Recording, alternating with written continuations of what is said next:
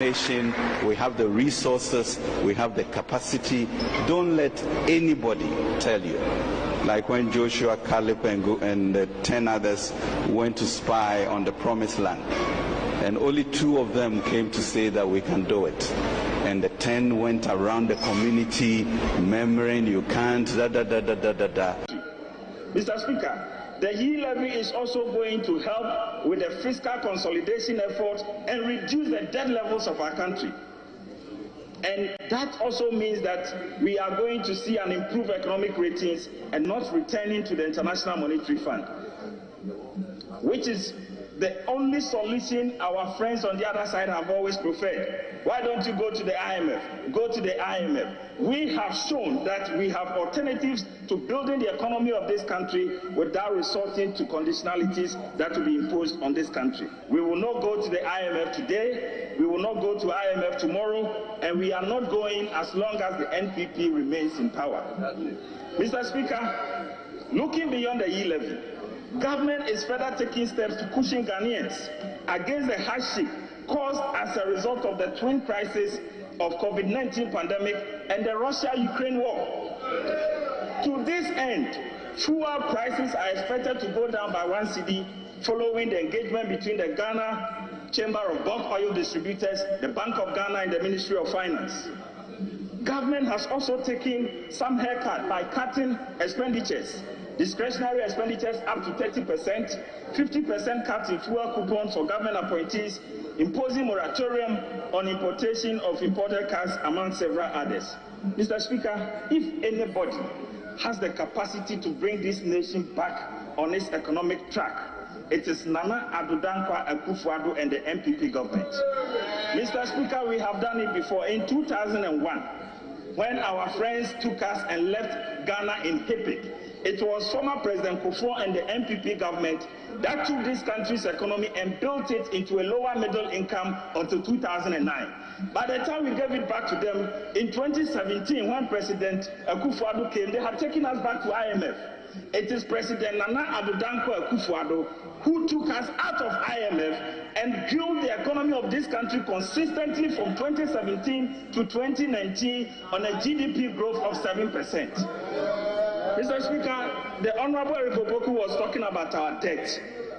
The 222 billion extra debt on your 122 billion, half of it is the liabilities you left.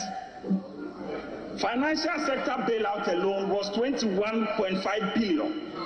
The IPPs, the doomsday problems you left, the take-or-pay contract, that alone was 30 billion. The exchange rate effect is about 48 billion. We also inherited undisbursed loans. When you add all that, you are over 100 billion of the 222 billion. Today, the Supreme Court has delivered its ruling. How on earth will a minority leader make a statement to the effect that the Supreme Court is attempting, or the Supreme Court wants to support the passage of the e-levy? Wasn't it their own party member who went to court? Or to them, immediately they go to court, they must win at all costs? That is not fair.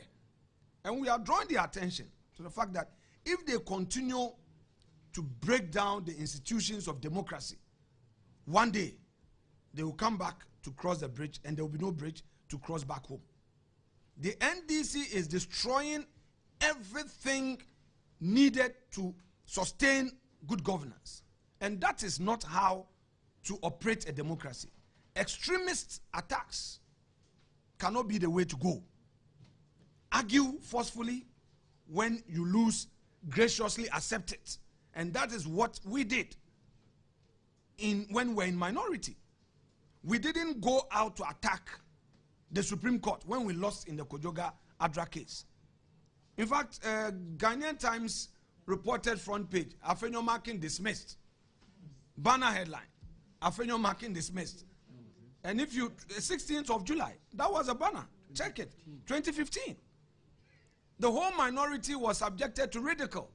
And the NDC, was happy parading people from the public service to contest party positions, because the Supreme Court says that those category of public servants have not been listed or that they have not been prohibited under Article 94 3B. So, ladies and gentlemen, it is incumbent upon us to respect the decisions of our court. If we are not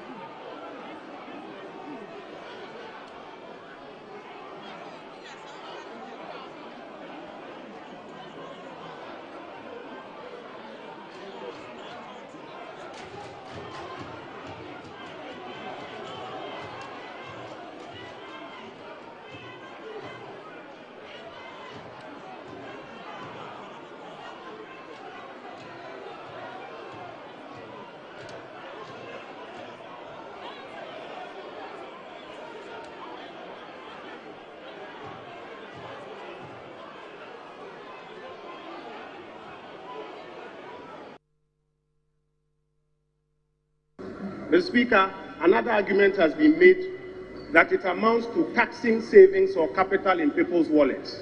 We want to say for a fact that that is not true. Balances on wallets will not be subjected to this levy. Mr. Speaker, there's a claim that has been made that it will kill the Momo industry, so don't tax Momo. This same claim was made when the communication service tax was being introduced.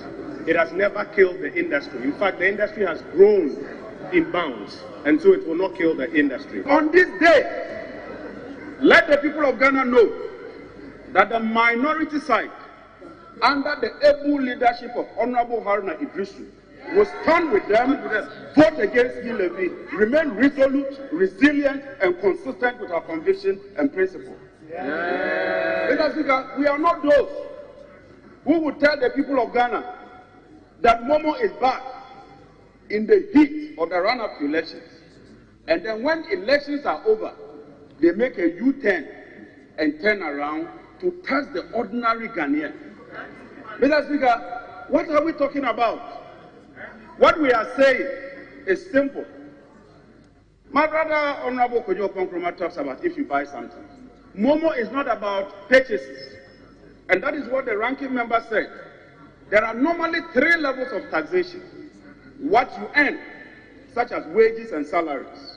What you consume, that is what you talked about. And then wealth, that is property.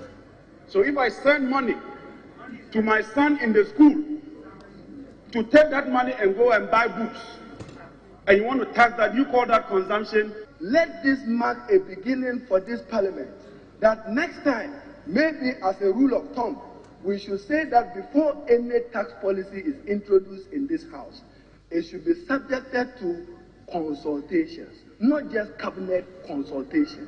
And that consultation, Mr. Speaker, means academia must be consulted, civil society group must be consulted, stakeholders must be consulted. This side, we don't support e-levy. We will not support e-levy. Count us out of it. They can proceed with whatever business they want to do. I thank you.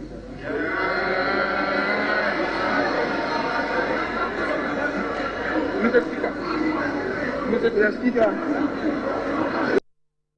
There being no further consideration, I propose to put the question on the whole motion. And the question is that those in favor of the motion say aye. Aye. Those against say no. The ayes have it.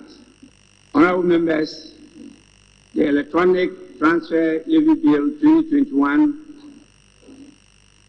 duly read the third time and passed. Now, let me come home for Ghanaians to know why I support e-levy. And I earlier on made a statement that I would have gone further. Let me tell you, and see how you are being cheated. You are knocking your head. You are being cheated in this country, and you don't want to pay tax. You allow people to cheat. You, because you work for GBC, the system is structured, so you are going to pay tax. Let me tell you, I have three projects going on at the same time. The contractor, I buy the materials, he charges labor. The first one, and every stage is a different charge until he completes the project, every stage. Now, he's casting the floor. The guy charged me $350,000 for the labor. Okay? This guy, I went there on Saturday. Well, I appreciated the work they were doing, so I just dashed them on my own, besides whatever. But I want you to know that you are being cheated because I questioned the guy. Look, $350,000 labor. Mason gets $120 a day. Those without the skills, the wheelbarrow, cutting the sand and everything, 80 Ghana cedis. The one making $120 a day, in 6 days, makes $720. So in 4 weeks, he makes $2,880. You send 800. It is not true. Madam, please check. It is not true. They are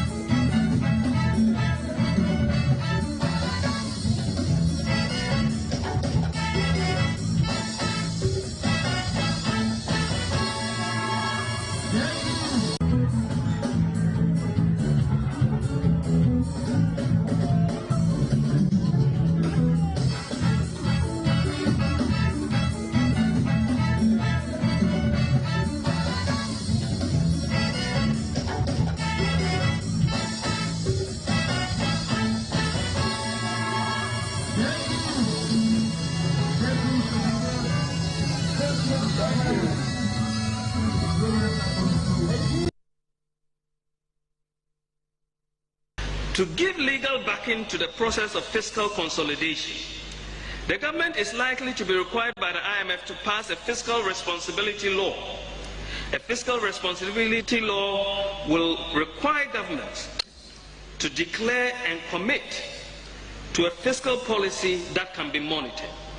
It includes rules and provisions for transparency and sanctions. Mr. Chairman, in my lecture last year, and earlier in November 2013, when I delivered the Aliyu Mahama Memorial Lecture, I offered the same piece of advice to government, but the Minister of Finance responded that it was not necessary. Today, because it is the IMF offering the solution, the government response is that it is very necessary. Mr. Chairman, to prevent the runaway printing of money by the central bank to finance the large deficits of government, the IMF is requiring that Bank of Ghana reduces its lending to government to zero by 2016. Zero. This means that in 2016, Bank of Ghana would not be allowed to lend even a peso to the government. During my lecture last year, I offered similar advice. I cautioned that the printing of money was too much. The bank responded that it wasn't the case. But today the IMF is offering the same solution, and they agree with it. Bless you. As the IMF has stated, government would be required to remove all subsidies on utilities and petroleum products. This will require, obviously, will cause a lot of hardships. The removal of subsidies will also mean a strict implementation of the automatic price adjustment formula for utilities and petroleum. I would like to urge the government to publish all the elements of the automatic price formula so that we can all monitor. How can government be seeking to contract this magnitude of non-concessional loans at this time when it does not have enough cash to meet statutory payments? This is like an alcoholic who has just been convinced to enter rehab, and just a few days before rehab asks for a carton of whiskey. Can this person be trusted to keep or to stay with the rehab program? Undertaking this additional borrow would mean that the anchor is not likely to hold, and it would compromise the objective of fiscal consolidation and debt sustainability. Given Ghana's economic situation, this bailout program will require a commitment to fiscal discipline that will test the resolve of any government in any developing country. We started with a clear, decisive, and deliberate program to, among other things, stabilize the economy, fix DUMSO, fix the National Health Insurance Scheme, fix the roads, clear the arrears, make education free and accessible, significantly enhance social protection for the vulnerable in society, industrialize our economy, tackle youth unemployment, and empower farmers.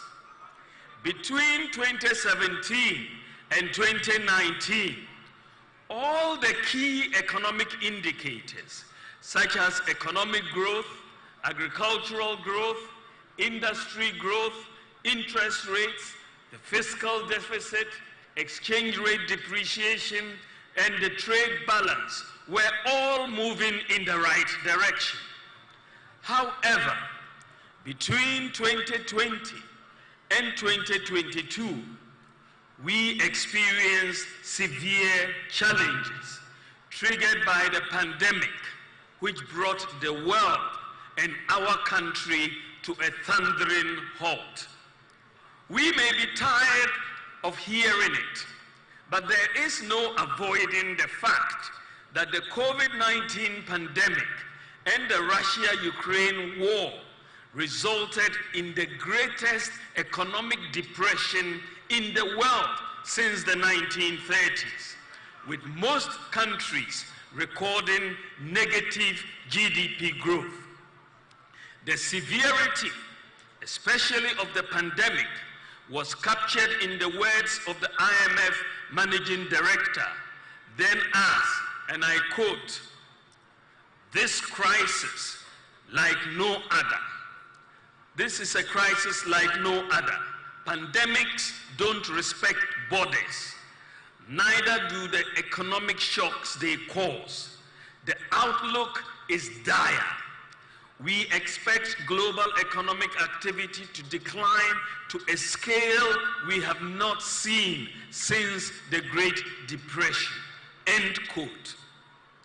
Supply chain disruptions and rising price of oil resulted in major increases in the prices of fuel, freight, and food across the globe. I believe it is worth pointing out that in addition to the external factors, there were two major items of expenditure that are critical to understanding the difficult economic situation we have faced. And these are the banking sector cleanup and the energy sector excess capacity payments that we inherited. Expenditure on these three items, including the COVID-19 expenditure, cumulatively amounted to 50.1 billion Ghana cedis, and this was financed from borrowing. Ladies and gentlemen, the fiscal deficit, which was reduced from 8.4% to 4.1% in 2019, increased to 10.8% in 2020 as a result of revenue declines in the midst of increased expenditures during COVID. In addition, our debt became unsustainable. Along with many emerging economies, Ghana lost access to international capital market financing. This resulted in a balance of payments crisis, as Ghana had to continue to honor its debt obligations, energy payments, and the import bill. We faced a serious global and domestic economic crisis. There were many who predicted that we were going to end up like the situation in Sri Lanka, with fuel shortages, food shortages, inability to pay workers, doomsday, anarchy, and chaos.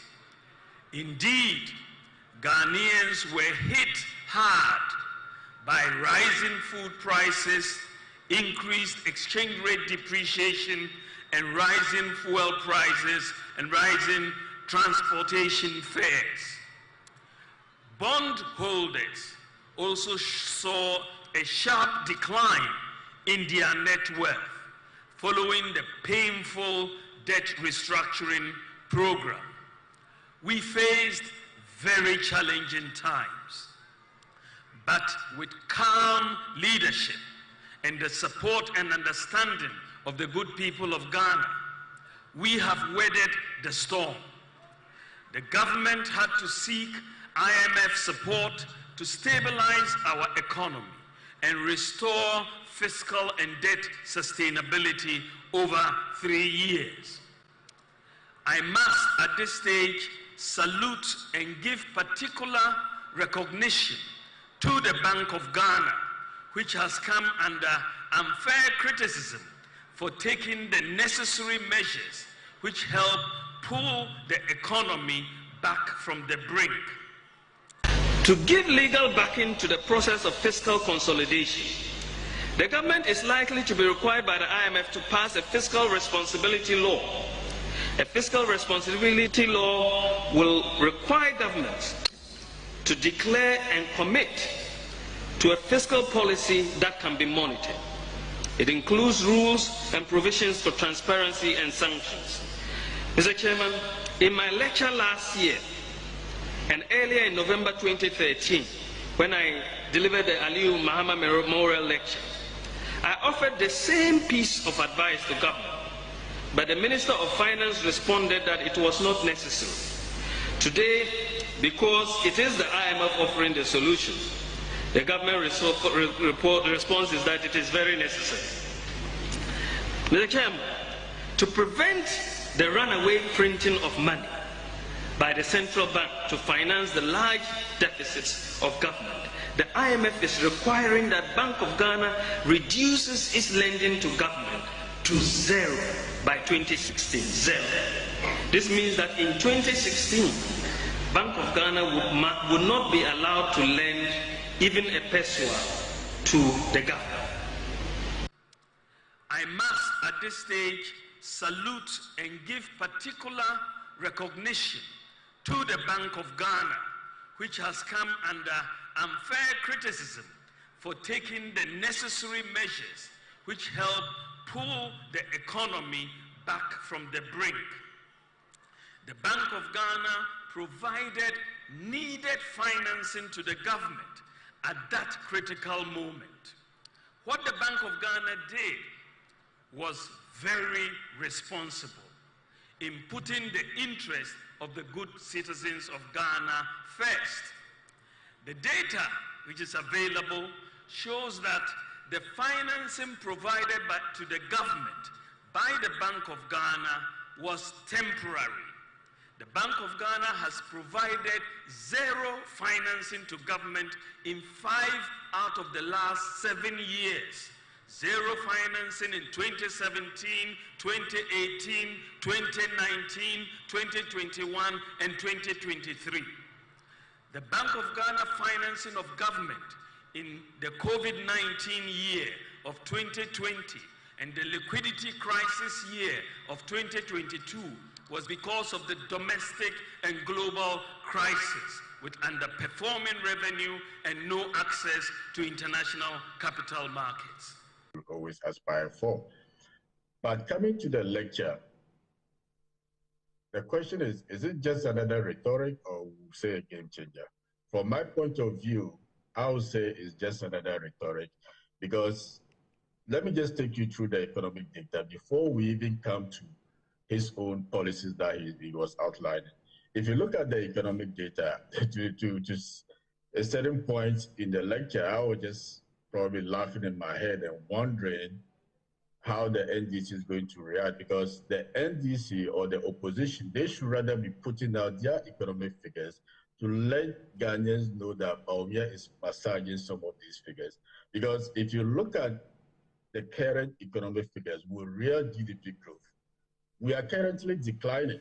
So how do you say the economy is doing well and you have performed better than we recorded in 2016? As of 2023 Q1, if you had a real GDP of 4.4%, Q2, it declined to 3.2%. Q3, it further declined to 2.1%. How do you describe such an economy as performing good enough? And that is excluding oil. If you come to including oil, it's the same thing. Q1, 2023, it was 3.3%. Q2, it declined to 3.2%. Q3, it further declined to 2.0%. Now, again, how do you say that with an inflation of 23.2% as of December 2023 is better than the inflation we recorded in 2016 December, which was 15.4%? How do you make such comparison and analysis to say that your economy is better than the previous? And look at food inflation. As of December 2023, food inflation was 28.7%.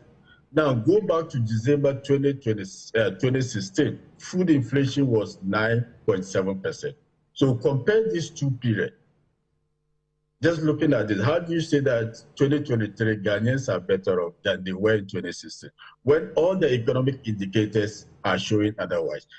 Look at again, lending rate. Businesses are currently complaining in 2023 and 2024 because of the borrowing rate. As of December 2020, and this data that I'm reading, they are all from Bank of Ghana.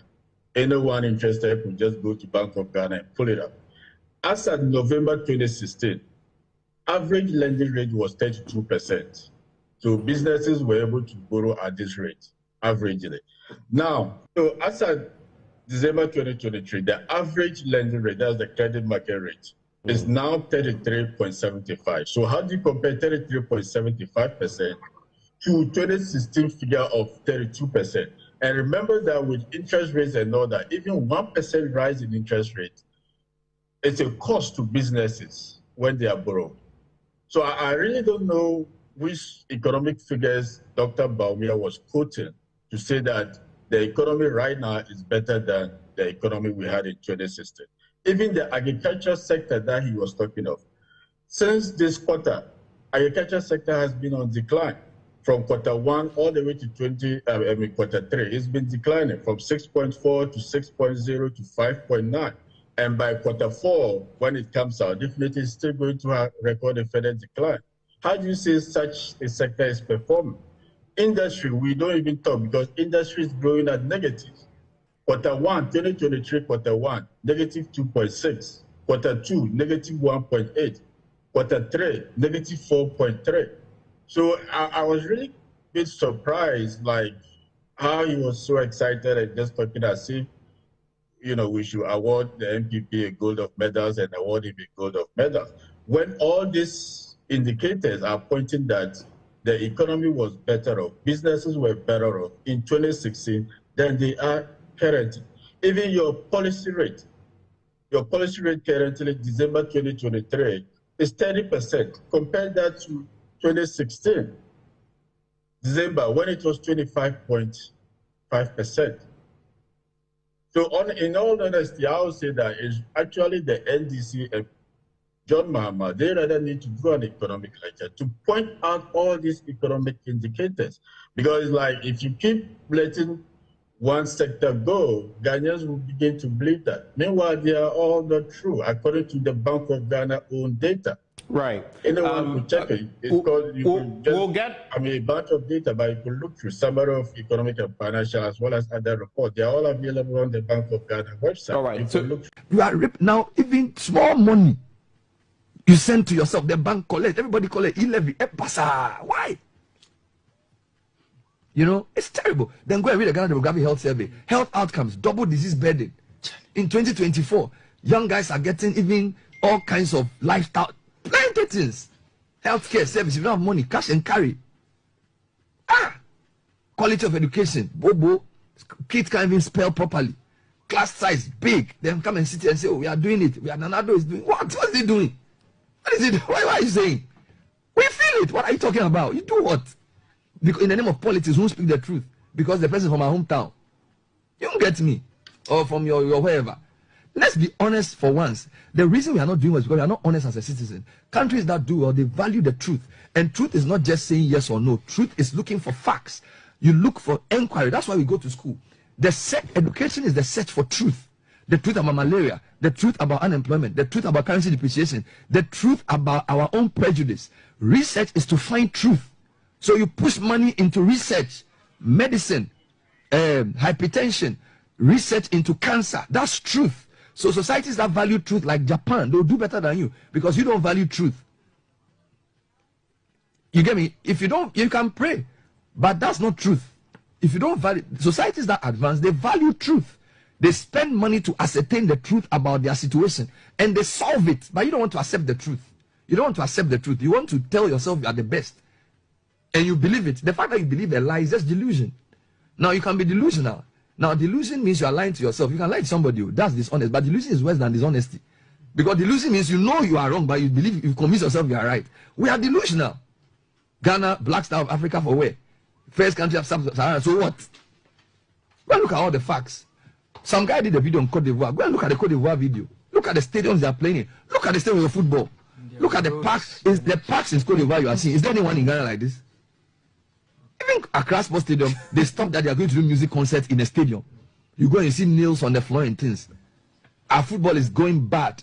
Then you get up and say, what are you talking about? We can't even compete in football.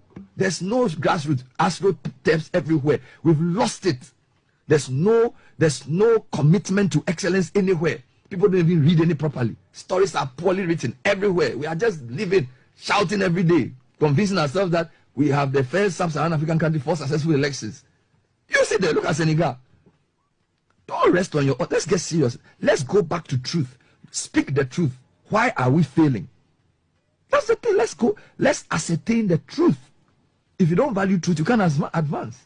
Societies that value truth, they will do well for their citizens. We are living a lie. If you live a lie, nature will resist you. Because the lie, you see, truth is reality. So the more you search for truth, the closer you get to reality. That's why some people have put research into things to solve their problems. We don't want to do that. We've thrown all our scientists to the background, all our professors, they are book long too much. We go on air. How can you advance? How can you advance? You are doing the discussion on the policy. When you are in power, it means everything you want to say is true. People have done research and they have told you the thing is wrong. You don't care because you have power. and you appoint some of your upstarts on social media to attack people who speak, follow them with robots, bots and things, you get some money and you think you are doing something to yourself. When your child falls sick and you don't have ambulance, that's when you know that you lived a lie. That's what. So let's go for truth. That's the issue. If you don't have truth, you cannot succeed. And the truth starts with us being honest to the facts. The facts show that the economy is not doing well and the government has mismanaged it. Let's accept it. Let's accept it and stop all these big English. What is the difference between the ordinary thief and the political thief? Number one, the ordinary thief steals your money, your bag, your watch, and your jewelry, isn't it? But the political thief steals your future, your career, your education, your health, and your business. Number two, the hilarious part is that the ordinary thief will choose whom to rob. But you are the one who choose the political thief to rob you. Because we choose them. We vote them. We blindly say we are not blind. Who is deceiving who? The ridiculous part of the whole issue is that we will fight to defend and protect our belongings from the ordinary thief. Is it not? But we fight each other to defend and protect the political thief. Is that not what we do? Thugs will be fighting themselves to protect those that are stealing our career, stealing our job, stealing our health, stealing our success. What a shame. If you reach a certain stage in life and there is nobody who can look you in the eye and tell you the truth, you are doomed. And that is where our country has gotten to. We need to rescue this country. Wallahi. And I feel very terrible as a Ghanaian at this time. This country is in serious trouble, ladies and gentlemen. We are in serious trouble. We need to rescue this country, ladies and gentlemen. The presidency has been so depraved, so muddied, so dirtied, that I tell you in all sincerity as a Ghanaian, that I feel terribly sad today as a Ghanaian. We need to rescue this country. Wallahi. Inshallah. Please don't cry. We shall rescue our country.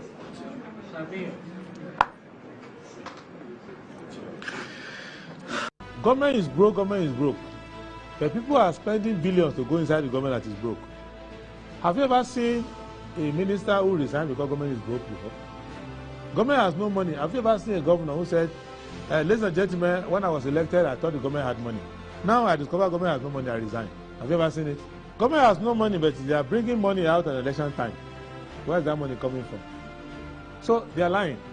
What is happening is that there are two types of wicked people in government. Type 1, they eat current money. Any money they find in government, they will eat it. They are wicked about that one. There is type 2.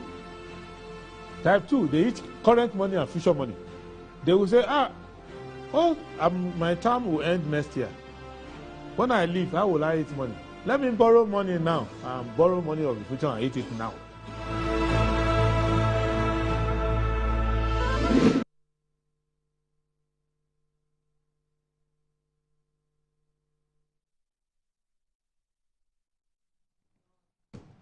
Right, hello, good morning, welcome to the show. This is Good Morning Ghana live on Metro TV. It's a Friday, the 9th day of February, 2024. By His grace, we're live and we're here. We're at another edition of the show. Our gratitude to go to the Most High God for the rare privilege of being alive and, of course, the opportunity of having another conversation around the top stories making the rounds here in our dear Republic. I'll let you into our panelists for the morning's conversation shortly. But let's take a look at the front pages of our newspapers. Daily Graphic. Public scrutinized Bawumia's vision. We won't engage government on electricity VAT, organized labor.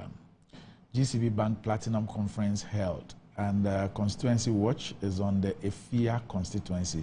It says a heterogeneous community. The Ghanaian Times. Disclose funding sources. Ghana Anti-Corruption Coalition demands as it pushes political parties to promote campaign finance transparency, protect integrity of electoral process. Asantini receives first batch looted regalia from University of California. NRSA begins commercial road transport e-registration next month to improve safety. I'll encourage Ghanaians to have mindset of possibilities, VIP declares as he outlines 15 broad areas to tackle. Daily Guide. Bawumia is man of destiny, Kufuor. Gutta president hails port taxes reform. Former youth and sports minister dies in India. Kaswa Meda, suspect, demands DNA test. Menshia holds 150th Sagrenti War Deba. New Weekend Crusading Guide. December 7 elections. Bawumia is man of the moment. Choose Leslie as running mate. Staying members urge Bahama. Vib's vision for Ghana simplified. Shai State disowns Asafo-Achete Jayene IV. Says his attempt to grab lands illegitimate. NRSA cautions public over dusty weather pattern. The insight. Ahead of elections 2024, submit budget on cost of indelible ink for us to pay. Adam GH writes to EC and Ministry of Finance. You're part of the mess. Alan tells Bawumia of attempts to parry blame over economic crisis. Electricity tax. Our demo strike to come on, says TUC. NPP's desperation to break the 8 may bring chaos in election 2024, Reverend Lawrence Inkum. Collapsed and neglected, the current state of Saikope Bridge. The Informer. With honesty, integrity, I'll make positive difference, Bawumia pledges. MPs now community ATMs, Deputy Speaker reveals. TUC stretches government over 15% electricity tax. Kufuor applauds Bawumia, urges Ghanaians to give him a chance. Reversing Vasti names suicidal. Baku warns Bahama. The Inquisitor. Bragging and influence peddling. NSA boss exposed. Using Chief of Staff's name. Lands Minister calls for increased mining investment amid new mineral discoveries. Illegal stay in office. Treat Amish like you did to Kofi Nti, Finance Minister told. Afenyo Markin makes strong case for lighter custodial sentence on promotion of LGBTQ activities. The Herald. John Mahama promises probe into $300 million mess at PBC. John Kufuor publicly abandons Alan Chermantin, declares support for Bawumia. Kaleo chieftaincy dispute lands in Supreme Court. Accra Newtown residents cry over location of fuel station. GRA dances around 3.9 billion citizen port duty on pass with COCOBOD. The Daily Statesman. Bawumia's vision good for business. Gutta boss happy about reforming port taxes. Bank of Ghana acted responsibly to save economy. UNFPA to raise new leaders. Ghana launches non-resident visitors health insurance. Mimidria, Bawumia's bold vision is what Ghana needs now. The Daily Searchlight. Critiquing DMB, Part 1. Bawumia forgot a Greek economy's biggest player. Zenith Bank doubles down on expansion, opens 42nd branch in thriving Ashaman. 2024 election, give Bawumia a chance. Former President Kufuor, Dr. Bawumia promises to establish Ghana School Sports Secretariat to aid sports development. This is what Ghana needs. Damboche not react to Bawumia's vision. The New Finder.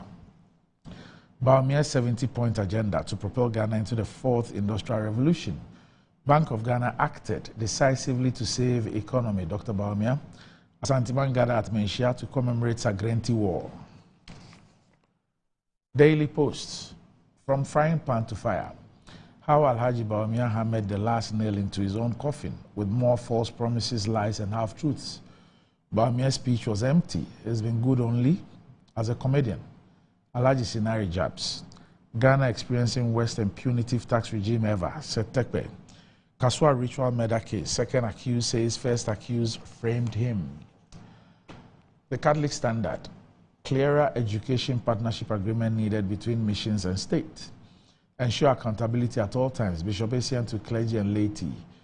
True religion must be about peace. Don't alter liturgy. Vatican to priests. Clerical formation must address wounds and pains. An editorial, Lent. Liturgical season to take stock of our Christianity. Metrolens. Bawumia making waves with his forward-thinking idea, not on prayer. You trust Bawumia at your own risk. Omani Boama. GRA denies auctioning COCOBOD's chemicals and fertilizers. Gutta president hails Dr. Bawumia for port charges reforms. Business and Financial Times. Bank of Ghana helped pull economy back from the brink. VIP. GCB Bank commended for financial inclusion and innovation. Emissions levy will drive up electricity tariffs. IPP's warns. SIC Life. Business and Financial Times strengthens ties. Bawumia touts Zip Line's life saving impact, and Bank of Ghana has failed us. That's a feature in today's edition of the Business and Financial Times. We'll be back shortly.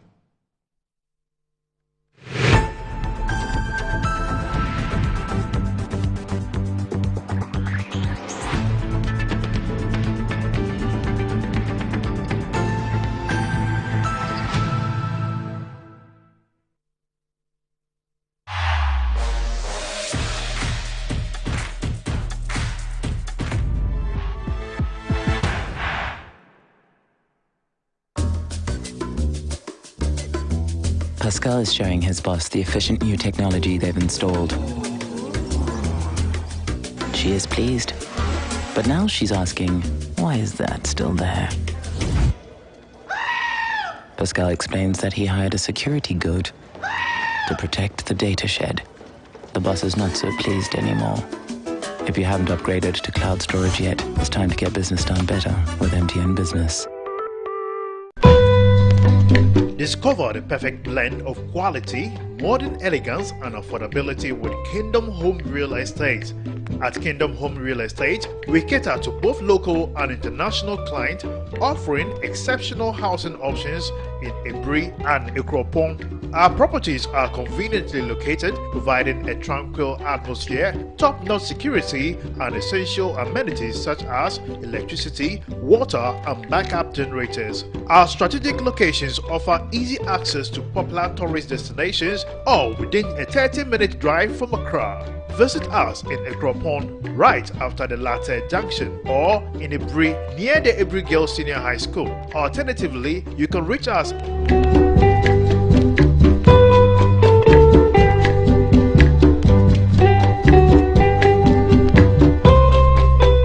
Kingdom Home Real Estate, where your dream home becomes a reality.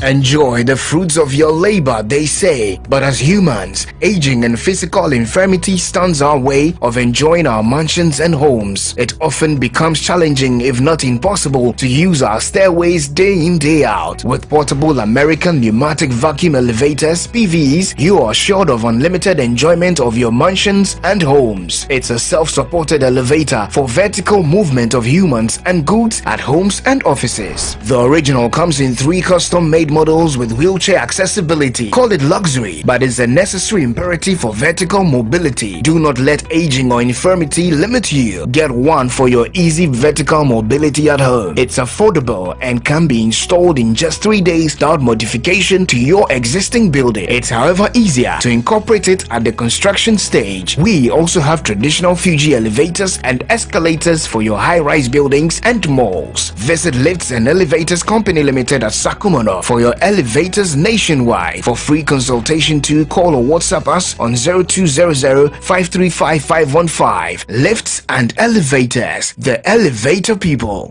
For over 20 years of serving the world with herbal and alternative medicine, we've been successful in treating complicated medical conditions with a perfect combination of herbal and alternative methods of treatment, like homeopathy, naturopathy, reflexology, and many more. We deliver excellent and effective service to people from all walks of life through scientific and traditional means. We have a well-equipped laboratory with advanced diagnostic and treatment devices to help detect your illness, so we know the right medication to be given. At Amen Scientific Herbal and Alternative Medical Hospital, we are proud manufacturers of our own herbal medication.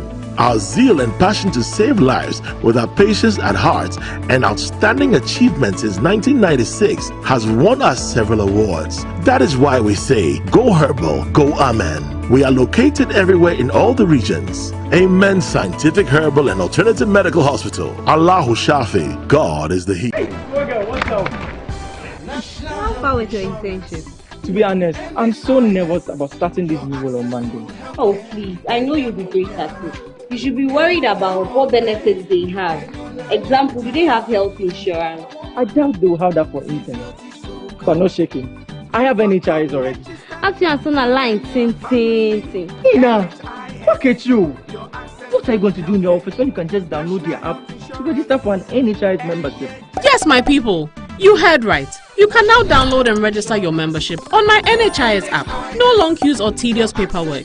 All you need is your Ghana card to register for yourself and for others. Once you register, you get a new digital NHIS card on your phone. My NHIS app gives you access to credentialed health facilities and services across the country. NHIS covers over 95% of disease conditions in Ghana.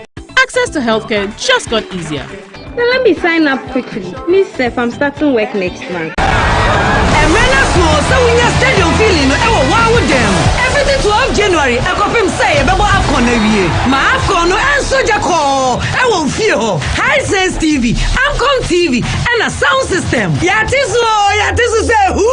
A Hisense Afcon double promo. Yeah, best you Afcon beer. I love Afcon beer. Can clear our Hisense and the Afcon TV so. Sadam Yedida. That's a commentary. No so chagua. Tieni clear our Hisense sound system so. Bora Hisense showroom bia. Na ube usa ya TV any sound system so. Esan Afcon ninti. Sa uto ade our Hisense ya. Wasumu Jones Hisense nkuwa na ma 5 years manufacturer defect warranty. Sa Afcon radio. Yama nije no anya double. If we say Hisense mo hama mo. Hisense. Yede wanna perform Esan football ninti. Hisense sheshe kakra wo ho.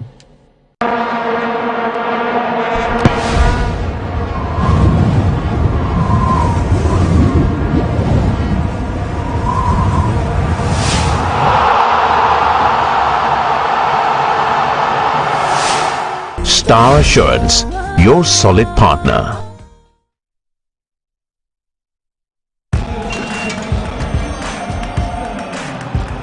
We are back, bringing you the latest lineup from Betway.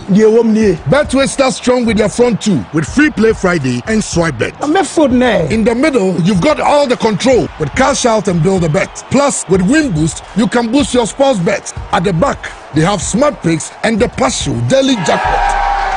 You always get way more with Betway. These adverts have been vetted and approved by the Gaming Commission of Ghana. Bet responsibly. No under 18. Terms and conditions apply. Betway. Get way more.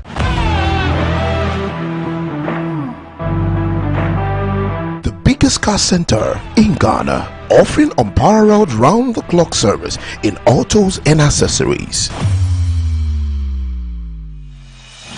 Nadam Autofix is the biggest distributors of used tires in Ghana, offering first-grade second-hand car tires of all rim sizes at both wholesale and retail prices. We are also the leading name in car sensor diagnostics, corrections and sales of car accessories. We excel in car washing and detailing with state-of-the-art steam engine washing machines that keep water away from your engine, ensuring a clean, healthy and responsive engine.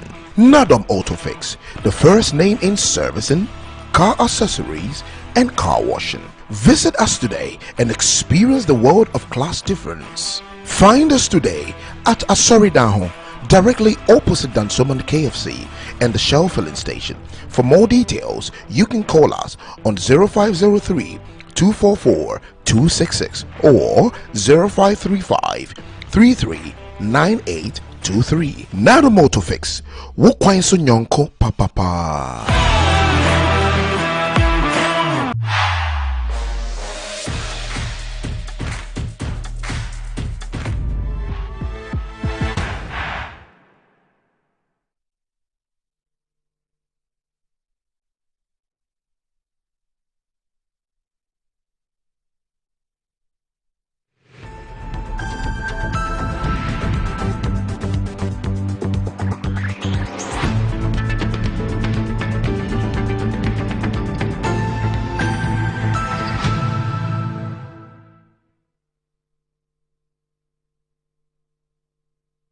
Right, welcome back to the show. If you just joined us, this is Good Morning Ghana live on Metro TV. With me on the show this morning, I have a former minister of this republic who's the MD of STC, Nana Akufo-Addo. Nana, good morning. Morning, Rad. Also with me on the show this morning is the Member of Parliament for the Norton constituency. He's also the ranking member on Foreign Affairs in Ghana's Parliament. The Honorable Samuel Kujatu Abakwa is also here with me on the show. Good morning, Samuel. Hi, good morning, Doc. Good to see you. Good to see you too. Okay. Now, Now, let's start off. We'll definitely end at UPSA. But let's start off. No. You couldn't come? No. I was going to send you an invite. No. I was in Kumasi. What was there? The GFA had a press conference. That's still part of it? I'm on the board. I've been elected on. It's only AFCON that you missed. You know your people are going to the final after sacking their coach? Côte d'Ivoire. Côte d'Ivoire. Yes. Yes. So, yes. Go through the papers. First topic. Let me use the opportunity to make the big announcement.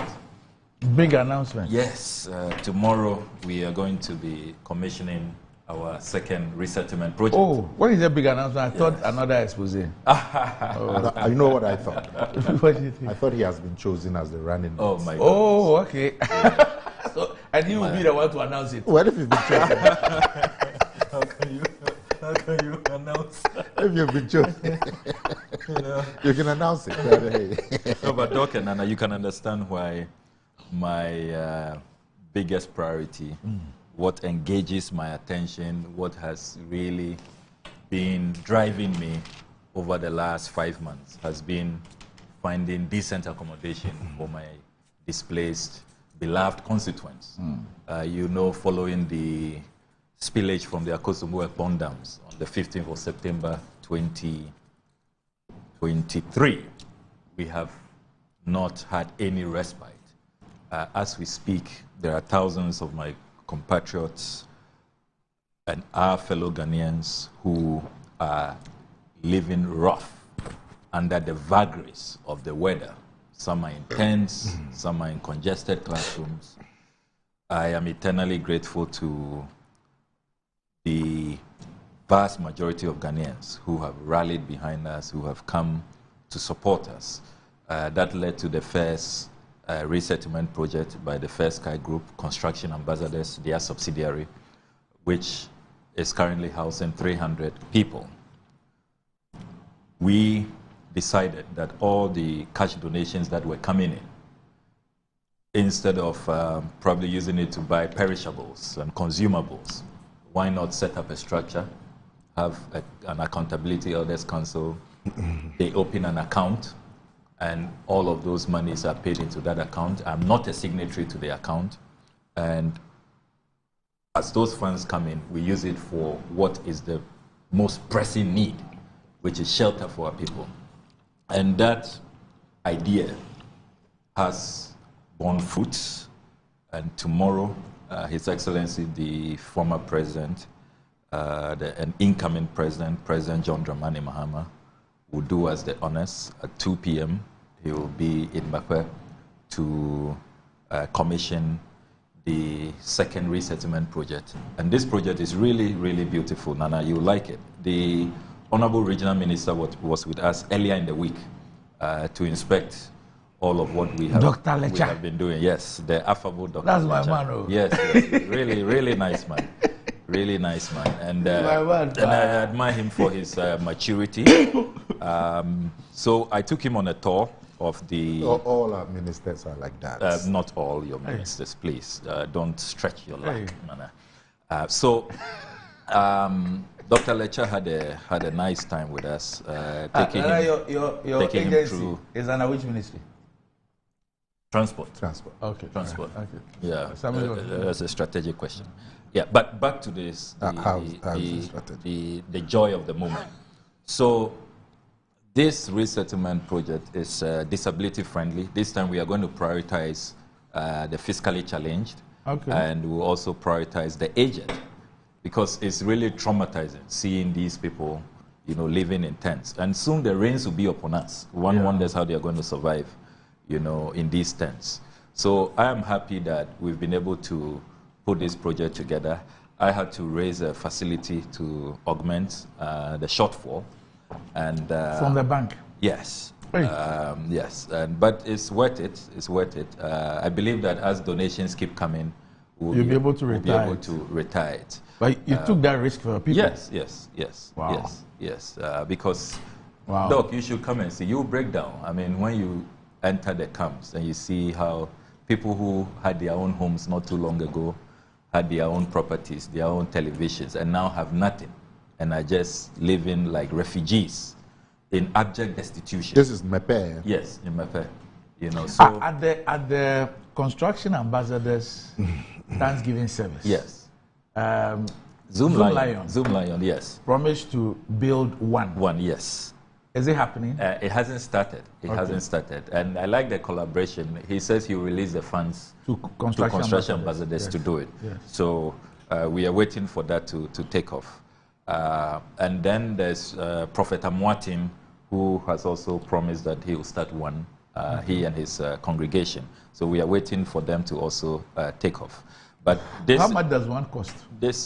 So the construction ambassadors one is about 1.2 million cedis for what you see. Cedis. Yes, cedis, which is really quite affordable.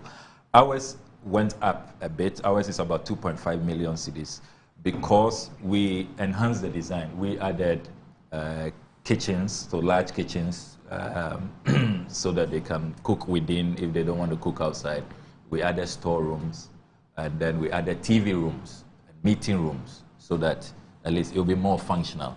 Yeah, so our design is a bit more enhanced and then disability friendly as well. So we are really, really excited in the constituency that tomorrow. You still have land for more? Yes, yes, we have. And the chiefs have been generous. They've donated land. So anybody who wants to come in to help us, you don't pay for land. You just will have free land to construct. I want to also thank the president of the Volta Regional House of Chiefs. Yes, the president of the Volta Regional House of Chiefs will be chairing the function tomorrow. Togbe Teprehodo, you know him, very distinguished lawyer and traditionalist. Yes. He trained the likes of Roxy Dafiama, you know, Dollar and others. Very, very nice, nice man. And we're looking forward to a great program. We've invited all the donors to join us tomorrow, led by His Eminence, the National Chief Imam. So His Eminence, the National Chief Imam, will be joining us tomorrow, and he will be speaking on behalf of all the donors who have been generous to us. And if you permit me, it's not a tall list. So Togbe Kosinego VI, the Manklalo of Mepe, donated the land. We received donations from His Excellency John Dramani Mahama, my dear wife, Noella Seydu, the Right Honorable Alban Sumana Kingsford Bagbin, the Right Honorable Edward Doa Jaho, so current and former speakers respectively. Her Leadership, Justice Gertrude Araba Isaba Tokono, Her Ladyship, the Chief Justice of Ghana, Professor Nana Jenopoku Ajiman, the judges and staff of the Judicial Service of Ghana, Sheikh Dr. Osman Nuhu Sharabutu, the National Chief Imam, Togbe Afede, the 14th, the Christian Council of Ghana, Reverend Isud Anaba, Davida Rufin, the Ghanaian staff of the United Nations, University of Ghana Business School, and they took this up as a special project. You know, at the business school, they have a course, corporate social responsibility. So they task the students to go around and mobilize resources and implement, have a practical demonstration of how you execute a corporate social responsibility. So I want to send special thank yous to the students of the University of Ghana Business School who were with us yesterday, lecturers of Ho Technical University, Mr. Eric Sedi Kutoche, the executive chairman of the First Sky Group. He donated again for this project. Mr. and Mrs. Ruben Chachu Adoko. Goyle, the famous Goyle, also donated. St. George's Security Services, Madam Florence Enin, dearest grandma, who had been looking for me for weeks and wrote out a check of 5,500 cedis. We have named the TV rooms after her because of her really touching gesture. Mr. Felix Ado, Mark Ruben Kuma, lawyer Jesse Jacinto, Hanifa Yaya, Muhammad Isa, Mr. Prosper Game, Mr. Nashiruddin Tahir, the NDC New Jersey chapter, the Big Brothers group of the Electricity Company of Ghana, very dynamic group within ECG, Mr. Prosper Lechu, Rosa Foundation, the Central Group. Central Group sent us 1,000 bags of cement. Mr. Jekum, who also sent us 1,000 bags of cement. The Sweat Must Drop Youth Association in Bato, Stephen Shirao, Datefu and Friends, Regulus Investments and Financial Services Limited, Just Wells Limited. Then the Esbekans Association, the Ghanaian Cuban trained professionals. You know, they also came together and made a donation. And then the Kalovan Foundation. They are based in the United States. So it's been really an exciting journey, despite how traumatic we began. But the way we have put ourselves together, we've been resilient, we have exhibited tremendous solidarity, and we've looked out for each other as a people and as a nation. That is what has culminated in some of these gains that we are making. And I'm really, really happy that all of those fiscally challenged people who are in the tents, their story will change tomorrow. There will no longer be any fiscally challenged person living in the tents. We're going to move all of them tomorrow, and then we'll select some of the aged, the most senior amongst them, because of the numbers, the number of people displaced. According to NADMO, 12,633 people are displaced. So we will need to build more of these houses so we can cater for everybody. But I want to reserve special gratitude to the former president, His Excellency John Dramani Mahama, for the support. He's always calling us. He's always, checking on us. He's personally contributing. He's making sure his friends are coming around to assist us. And he is coming himself tomorrow to do the commissioning. So we're very grateful to him, his dear wife, Mama Lodina, who also supported us. So we thank everybody. So I keep reminding my friend Nana Komia that we are waiting for. So what is the interministerial committee? Yes, the committee with about 20 or 15 ministers. What does that committee been doing? So I asked the Volta Region Minister when he, initially he wasn't part of the team, then later they added him to the interministerial committee. So I asked him when he came to see how we are faring and the projects we are executing. And he told me that a week ago, that's last week, the Minister for Works and Housing sent directors from the Ministry of Works and Housing to engage him in his office. And they informed him that they are making arrangements to soon come carry out land inspection and to start the government's own construction of the resettlement projects. So at least that tells us that government has some plans, except that, the response rate has been so slow. I mean, this is an emergency, and it is for emergencies like this. That is why Article 177 of the Constitution creates the contingency fund, so that you can even quickly put together an emergency response, and then you brief Parliament during the process. But despite those arrangements that the framers of our Constitution put together in establishing the contingency fund under Article 177, we haven't seen, that contingency mindset, that emergency, approach being adopted in this particular instance. And I think that Nana Komia will have to tell his colleagues in government to be up and doing. This is a humanitarian crisis, and how do we feel, watching fellow Ghanaians? And you see, Doc, the sad thing about this whole thing is that our people are sacrificing, so all of us will have electricity. Many people haven't really reflected on that. According to VRA, if they didn't spill, the dam will break and will not have electricity. So our people are bearing the brunt. They didn't do anything. They've committed no crime to deserve this. They are just bearing the brunt because VRA had to spill, so all of us will have electricity. So people who were making tremendous sacrifices. They did sacrifice at the beginning, of the construction of the dam, sacrifice in 1963, and 60 years down the lane, they've had to sacrifice again. It's taking such a toll, on human well-being. The psychological trauma alone, the financial losses, everything that you've worked for. And a lot of these people, they can't go back to work. They are retirees. People in their 70s, 80s, 90s. So it's really unconscionable that people who, haven't done anything to deserve this are really taking one for the team, for all of us, so that we can have electricity.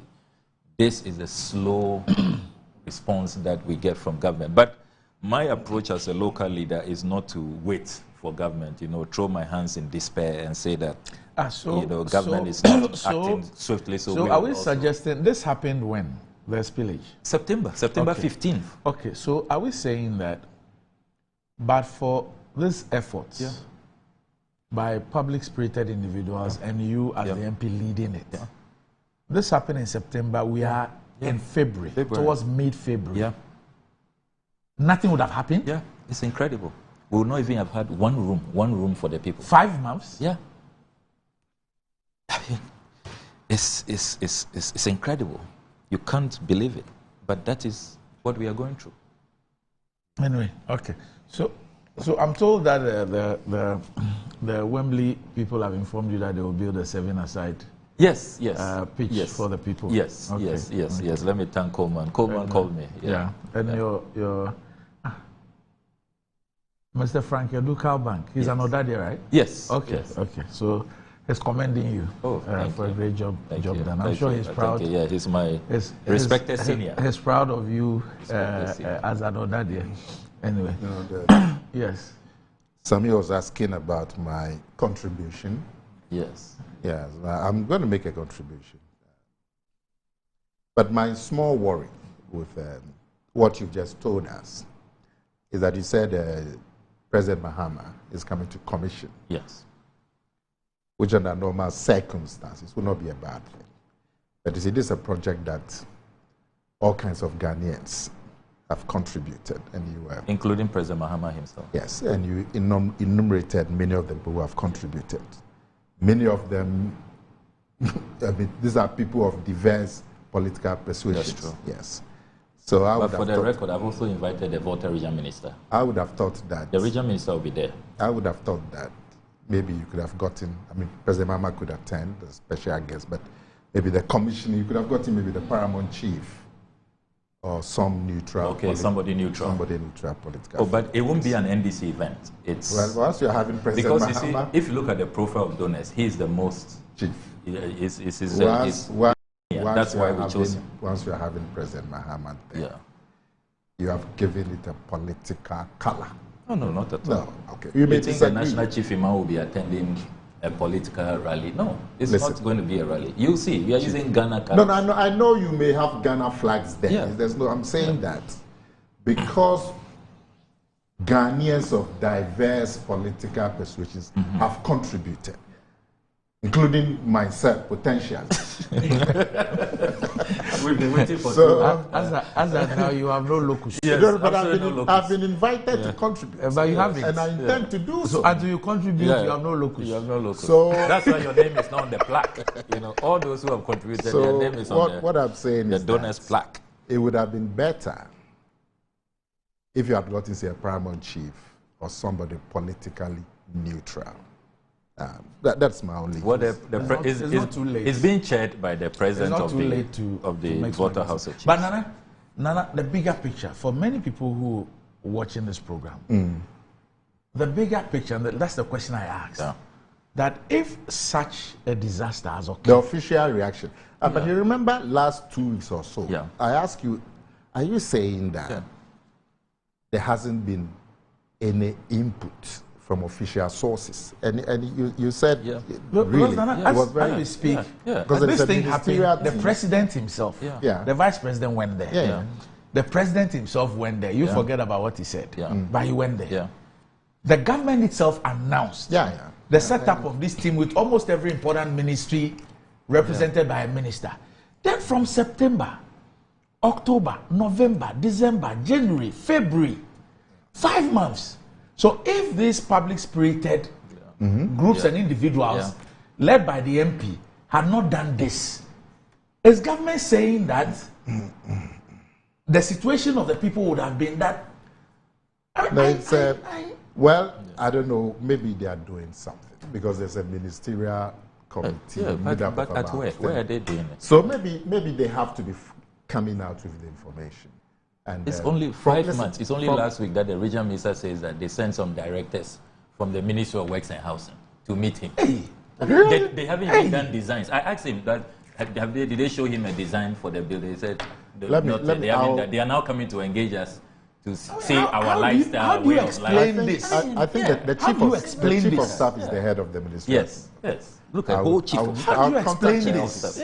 5 months. How do you explain this? It's not fair. And you expect people to be patriotic, to sacrifice for their country. It's not fair. I'll contact her office to find out. They need to be forthcoming with information as to what they are doing. It's not fair. You don't do this to you. Anyway, because from what you are saying, it's like really there's nothing official on the ground.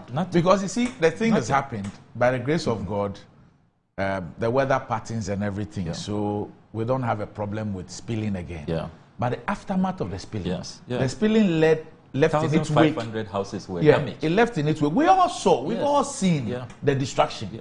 So, are we saying that, but for these efforts, there'll be nothing on the place, ravaged and everything. You can't have a situation where you can't point to say that our government has even provided this because the people were rendered homeless. Even the tent, this from the U.S. government. When you come there, you see USAID. The tents, the people I'll tell you what. I myself would contact the office of the chief of staff and ask that they put up information if there's something going on. Because it doesn't look like there's any information as to what officially is being done. And that would not be good enough. Anyway. So I myself would contact the office of the chief of staff. I'll follow up with you. I'll call you and find out what she tells you. So Nana, just before we go, just before we go on the Alhaji Bawumia's engagement, yes. This issue of the VAT on electricity, yes. The Ministry of Finance wrote a letter 1st January directing NEDCO and ECG to do it. We then know that they issued a statement last week saying that after organized labor then held a press conference and said that it disagrees. In fact, when I hear the 15%, it's actually 21.9%, not 15%. Now, organized labor held a press and said that government should withdraw it. They reject it. They want to see a letter withdrawing it, and that they were going to hit the streets. They issued a letter everywhere that they were going to. Then, Sunday, Monday, after we had Nana B, the MPP National Organizer, go on radio and talk about the emissions and VAT on. Then we're told that, Cabinet has held a meeting. I think the Cabinet meeting was on the previous Friday, last Friday, a week ago. And that at the meeting, it wasn't an official Cabinet release, but we were told, it was a scoop. Yes, that the meeting has agreed that it was going to engage the IMF, because that's part of the IMF program, to see how the revenue shortfall will be dealt with and all that. So it was going to deal with the IMF. Then 2 days ago, the Ministry of Finance issues a statement to say that it was suspending the thing and was going to engage the stakeholders on the way forward, okay, which is not too different from what they had said earlier on. Now, on page 13 of the Daily Graphic, organized labor in the Greater Accra region says it is not ready for any engagement with the government on the 15% VAT imposed on electricity consumption. And addressing a news conference in Accra yesterday, the Greater Accra chairperson Patrick Benjamin stressed that organized labor's position is a total and unconditional withdrawal of the 15% VAT and not suspension of it.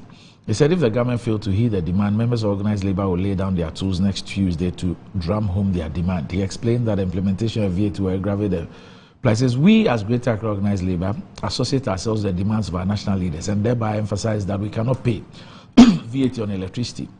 We will not pay it today, we will not pay it tomorrow. Organized labor in the Greater Accra region unequivocally opposes this decision to impose a 15% VAT on electricity consumption. And they say that it is awkward, bad, and a nuisance tax on electricity, a basic necessity for households and businesses alike. And it says low-income families will be the hardest hit as they are forced to allocate a larger portion of their income on this. Says electricity was not a luxury but a fundamental utility essential for everyday life, and they go on and on and on. Now, Nana, how do we navigate a situation like this? Well, look, Randy, I do not believe for 2 seconds that this proposed VAT will come into place. Okay. I mean, the act was passed in 2013 when there was no IMF.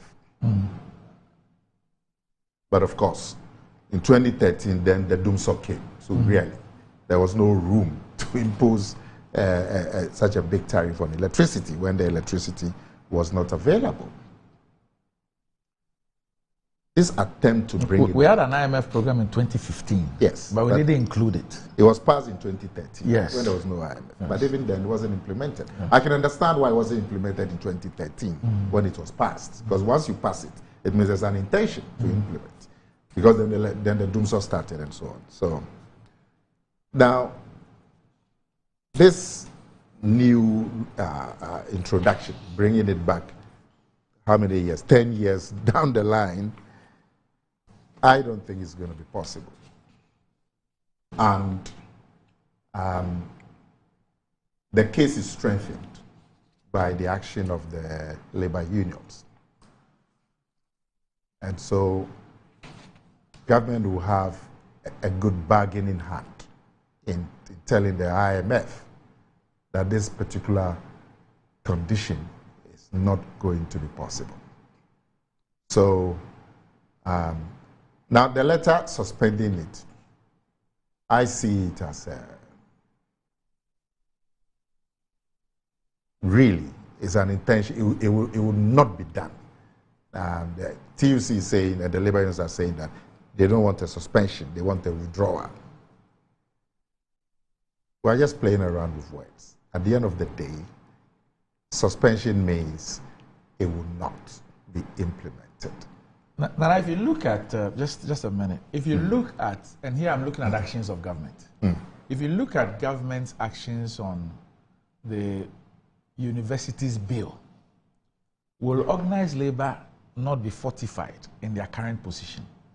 There was this same agitation about the public universities bill. And then government suspended it. I'm sure you remember all this. Something like that. Then only for us to hear that on the resumption of parliament, government has quietly brought the bill back.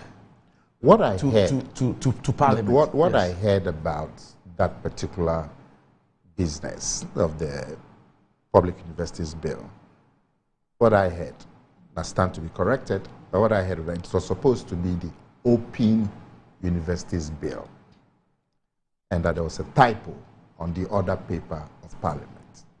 That's supposed to be the Open. That's what I. The one there now. Yes. So it was not supposed to be public. No, it's supposed to be. So it's not what has been suspended, which has been brought back. There's a bill to regulate the Open University, and that was a. So you see. So when will the error be corrected? Because it hasn't been corrected. Well, let's wait and see, because we are about to go to Parliament. Oh, okay. Because what worries me about the VAT on electricity, I mean, even for people like us, who electricity consumption is way above, what do you call that line? Lifeline. The lifeline. A 15 or 20% VAT will be steep. Yes. In my area, I speak to my neighbors, and I found out that my electricity bill is one of the lowest among my neighbors. And you still do your solar stuff? Yes, because I still do my solar stuff. Even then, I pay an average of 1,400, 1,500 a month. Okay. Even with the solar. My neighbors who don't have solar, some of them pay 3,000, 4,000 a month. Now, so even for us, if another 15%, 20% will be steep. Then the lifeline. The lifeline on paper is a 30 cedis a month. 30 kilowatts. Yes, that's about 30 cedis a month. 7 cedis, 50 pesos a week. Okay. The problem is that the people who are targeted to benefit from that lifeline, the infrastructure there doesn't allow them to benefit. So if you went to a typical household in many of the areas in Accra, it's a compound housing.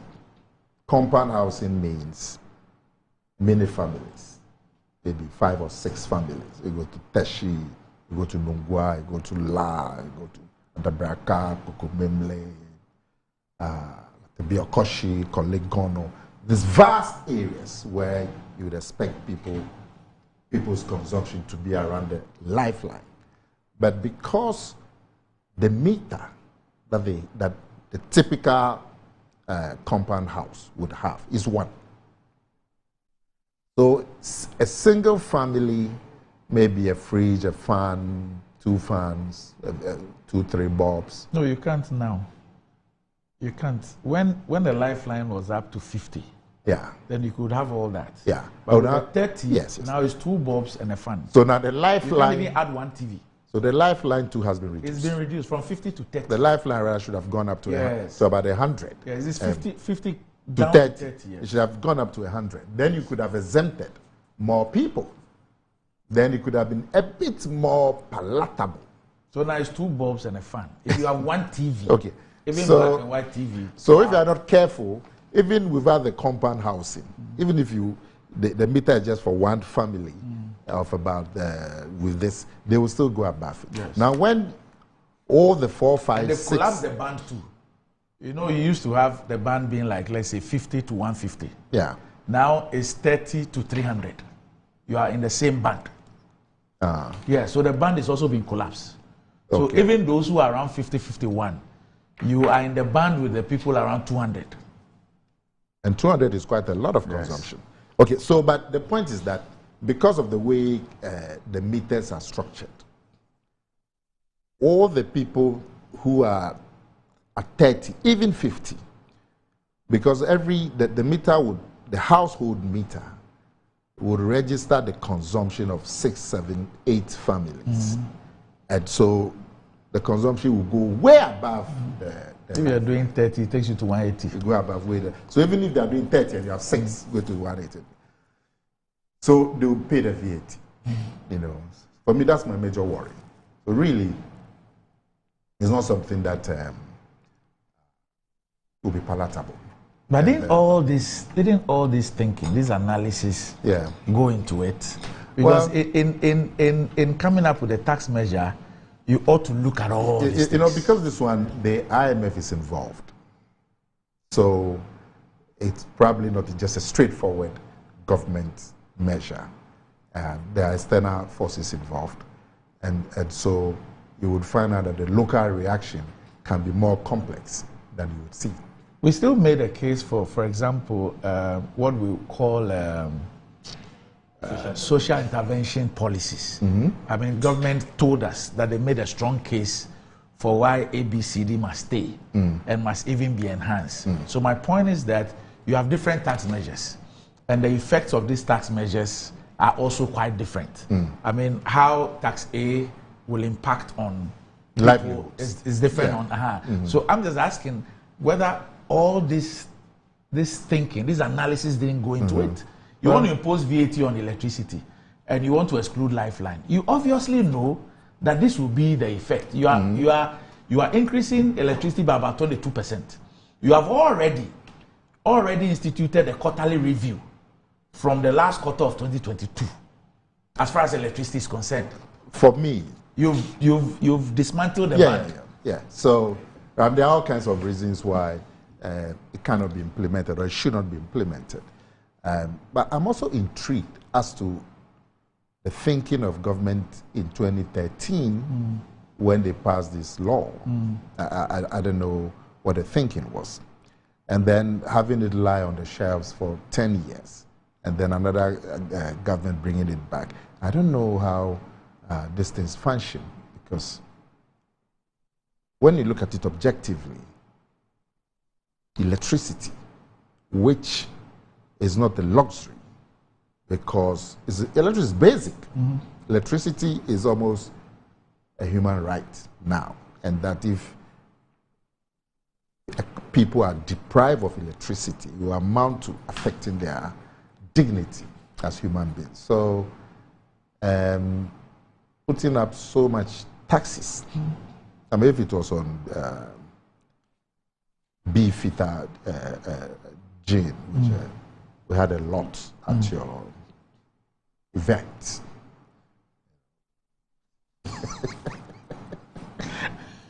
If it was a beef eater,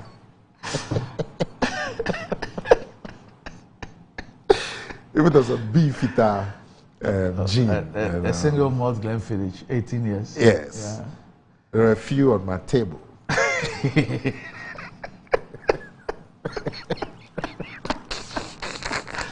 In the same way, I even asked about the VAT put on non-life insurance.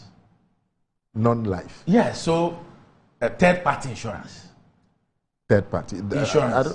There's a VAT on it? There's VAT. Yeah. Your insurance, now, when you're going to pay insurance, for you have to pay, whether it's third-party or comprehensive, you have to pay. The insurance that you pay for, like your house, you have to pay VAT on it. It's part of the new measures. But not quite. There's people who have cars, so you can. No, but even the truck people. So now, when they so your fleet, all the insurance that you and it's on comprehensive as well. Yes, you have to pay almost 22% as VAT on the premium that you pay. On comprehensive. Yes. And third party. And third party. Why? I don't know. Well, the insurance is 1 year. That's why maybe I haven't noticed. But as for the electricity one, I don't believe for 1 second that it will be. Anyway, it has been suspended, which I suspect the finance ministry was a little coy about coming out to say I've withdrawn it. So a little suspended. But I have no doubt it would never be done. At least the letter didn't come with a Bible quotation. So it's fine. I mean, for an elder in a big church, you don't seem to like Bible quotations. I don't like when the name of the Lord is used in vain. That's what I detest. Like. Yes. Okay. Yeah, Doc. So in the usual very clever and skillful approach by my good brother Nana Akomia. Why are you always taking digs at him? He wants to leave this matter at the doorstep of the finance minister. And he's leaving the real McCoy out of the equation. Nana Akufo-Addo. No, but I hold in my hands. 1 second. If we are going to look at doorstep, it was actually passed in 2013. Can I proceed? I want you to recognize that fact. Can I proceed? So I hold in my hands the IMF country report number 23/168, which contains the agreement that this government has signed with the IMF. Now, if you look at the IMF document, approved by, says discussions took place in Accra in September, in Washington, D.C. in October, and in Accra again in December 2022. The mission held discussions with Vice President Bawumia, Minister of Finance Ken Ofori-Atta, Governor of the Bank of Ghana Ernest Addison, and other senior officials. Then they proceed to list the IMF officials on their part. They had a meeting together. Yes. So the approval, they don't even mention the president.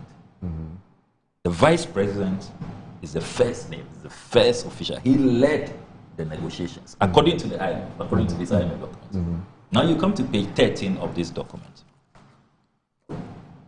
under paragraph 24. To address these challenges and achieve the program's revenue mobilization objectives, the authorities are preparing a medium-term revenue strategy. This strategy will focus on tax policy and revenue administration measures necessary to reach the authorities' program revenue objectives over the 2023 to 2026 period. An IMF's Fiscal Affairs Department tax diagnostic mission identified the following potential measures to sustainably generate significant revenue while addressing efficiency and equity concerns. The first one is removing VAT exemptions, which are estimated to close a 2% GDP gap. Wow, that's a lot. 2% of GDP. That's a lot. Yes, that's what they agree. So our VAT exemptions? VAT exemption across the board. So it's not surprising that you have noticed that even with third-party insurance, across the board. So it's going to even go beyond electricity. All VAT exemptions. Because you see, he's right that this was passed in 2013. But then former President Mahama issued a fiat on his green letter that it should not be implemented.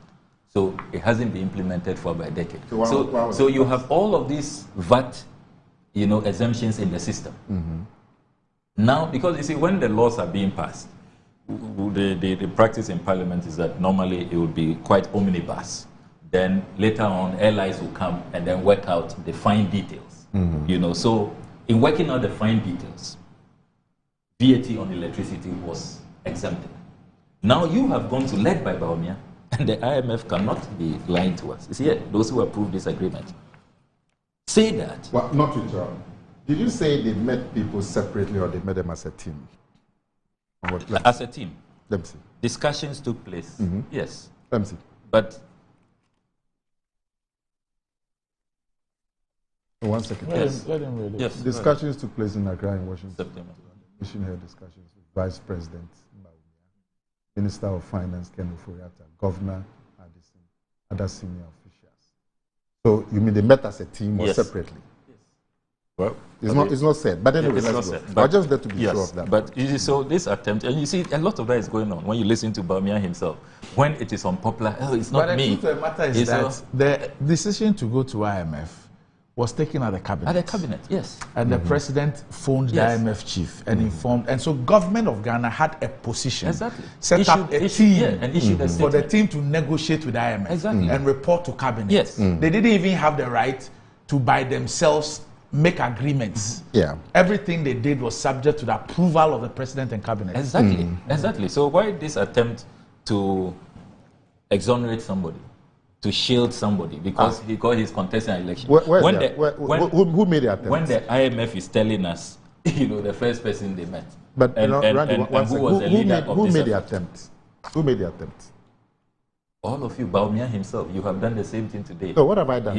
He's kind of even asking why don't you like Bible scriptures? Because the finance ministry issued a statement. Yeah. Listen, the first time many of us heard about this was the finance ministers. The January 1 directive. Yes. Well, that was your question. I knew it was coming because even then we haven't even said it's the finance minister's decision. Yeah. It cannot be. This business that you are trying to beat me with.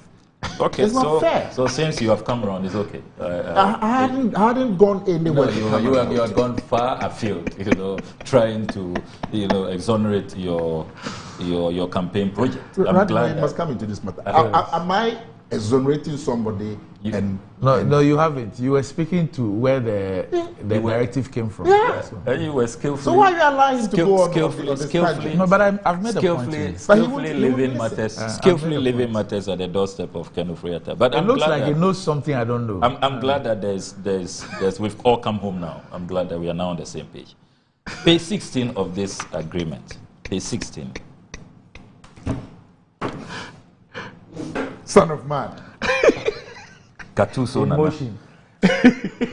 Page 16 of this agreement. Yes. The Power Utilities Regulatory Commission, PURC, recently raised electricity tariffs by close to 30%, which was a prior action. Yes. So even before you agreed to the VAT exemptions being removed, as a prior action, you agreed that electricity should go up by 30%. Yeah, that's how the quarterly review started in the last quarter of 2022. Exactly. Yes. Then it continues, bringing the cumulative increase since mid-2022 to 57%. Yes. To help reduce the cost recovery gap and limit this year's shortfall to around 2.7% of GDP, offsetting underlying upward pressures from a more depreciated exchange rate. Additionally, quarterly tariff adjustments will be implemented in 2023 to compensate for any exchange rate and price movements and to bring tariffs close to cost recovery, while efforts to improve operational efficiency of energy distributions as planned in the ESRP, unquote. This is what you agreed with the IMF. And before this VAT exemption, look at what you put Ghanaians through. As a prior action, you agreed with them, led by Bawumia, according to the IMF, reporting to us. Bawumia was the leader. And you agreed that even before the agreement, you agreed that electricity tariff should go up by 30%. Then it went up to 57%. Then in addition to that, you agreed that there should be quarterly adjustments. So after you have done all of this, you now want to impose 21.9% VAT. Why? What have Ghanaians done to deserve this? So I want to salute organized labor, that they remain resolute, and I'm glad that they are not falling for all the... You don't salute me. All the tricks. No, you are not in solidarity with... But I've expressed my solidarity here 2 minutes ago.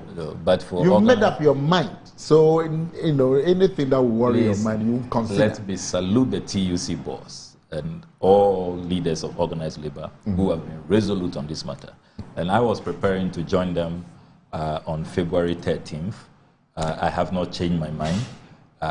All of us must continue to be in solidarity with organized labor. We cannot take the excruciating hardship anymore.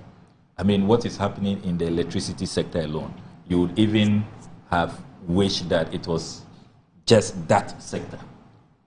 You have to add this to all the other sectors, that they are suffocating us. And it's incredible to think that this is a group that promised to move us from taxation to production.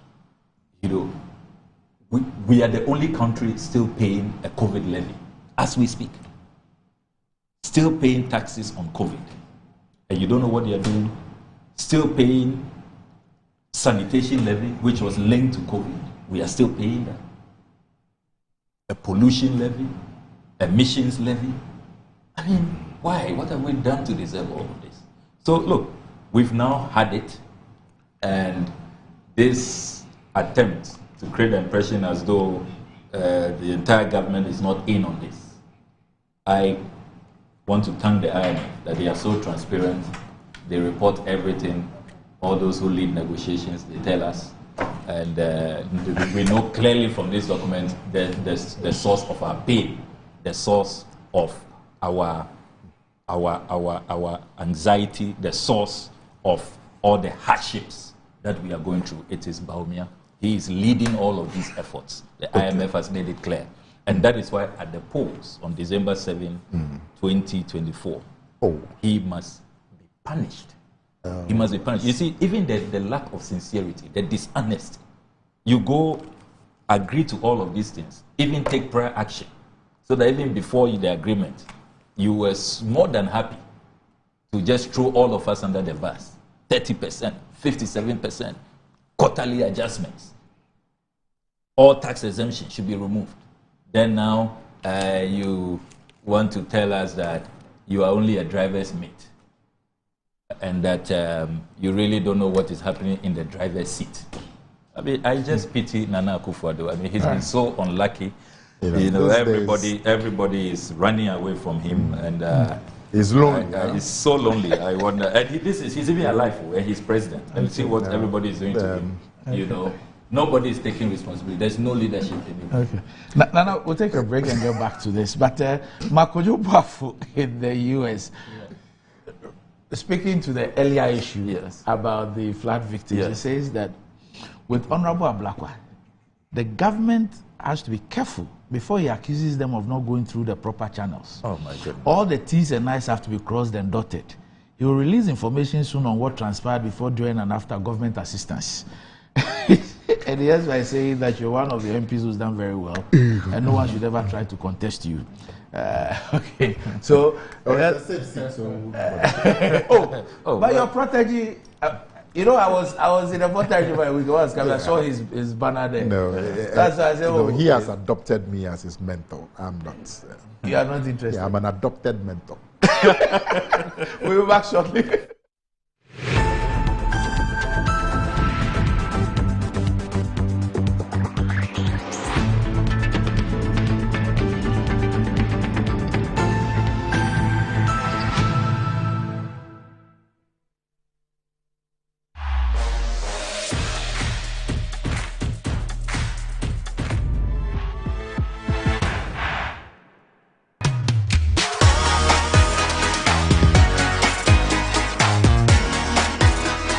MTN. Good afternoon, Mr. Ampedu. Good afternoon, Mr. Asari. How is business doing? My business is collapsing. Why is your business collapsing? I sold my products and services to my clients on credit, and my debtors are not paying their debts. Have you heard of Rosic Consult Limited, a debt recovery company operating in all the 16 regions of Ghana? Not at all. Mr. Ampedu, all you need to do is to contact them on their customer service line. I recommend Rosic Consult Limited, a debt recovery company to financial institutions, businessmen and businesswomen, other companies, and also individuals. Rosic Consult has 98.4% debt recovery rate. We have professional debt recovery managers. You are assured of swift debt recovery. No recovery, no commission. For Rosic Consult Limited, no more write-offs. And we pre-finance the recovery ourselves.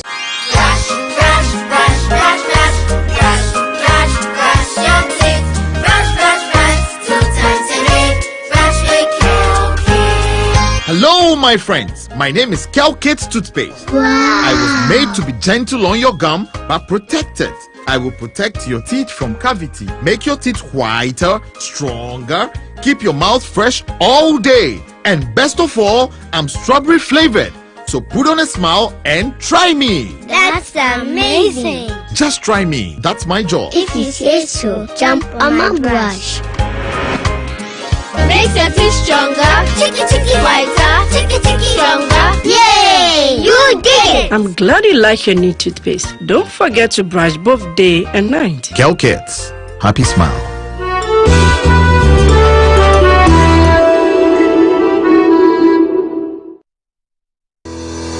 Enjoy the fruits of your labor, they say. But as humans, aging and physical infirmity stands our way of enjoying our mansions and homes. It often becomes challenging, if not impossible, to use our stairways day in, day out. With portable American pneumatic vacuum elevators, PVs, you are assured of unlimited enjoyment of your mansions and homes. It's a self-supported elevator for vertical movement of humans and goods at homes and offices. The original comes in 3 custom-made models with wheelchair accessibility. Call it luxury, but it's a necessary imperative for vertical mobility. Do not let aging or infirmity limit you. Get one for your easy vertical mobility at home. It's affordable and can be installed in just 3 days without modification to your existing building. It's however easier to incorporate it at the construction stage. We also have traditional Fuji elevators and escalators for your high-rise buildings and malls. Visit Lifts and Elevators Company Limited at Sakumono for your elevators nationwide. For free consultation to call or WhatsApp us on 0200-535-515. Lifts and Elevators, the elevator people.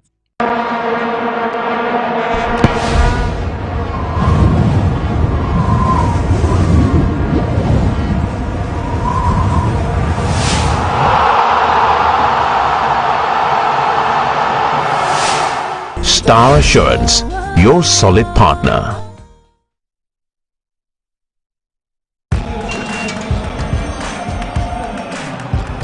We are back, bringing you the latest lineup from Betway. Betway starts strong with their front 2 with Free Play Friday and Swipe Bet. In the middle, you've got all the control with Cash Out and Build a Bet. Plus, with Win Boost, you can boost your sports bets. At the back, they have Smart Picks and the partial Daily Jackpot. You always get way more with Betway. These adverts have been vetted and approved by the Gaming Commission of Ghana. Bet responsibly. No under 18. Terms and conditions apply. Betway. Get way more. Customer. Nadabena minka metra papa. What you saying? Mitra 10 Ghana. 10 Ghana. 10 Ghana cedis. Na no dia, say na obenya. 10 Ghana cedis no. Media. Maybe 54,000 Ghana cedis. 54,000. 540 million. Here. We are the one na make me die is kase. Yeah. And then I kika ade tena we. Tena wa boki. Draw no na asase no we. Mami mi volume no.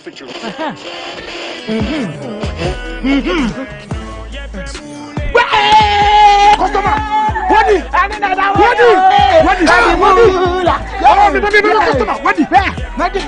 of our daily lucky winners. Dial *946# to play now. Or you can also play online at www.gamepackgames.com. Game Park is regulated by the National Lottery Authority.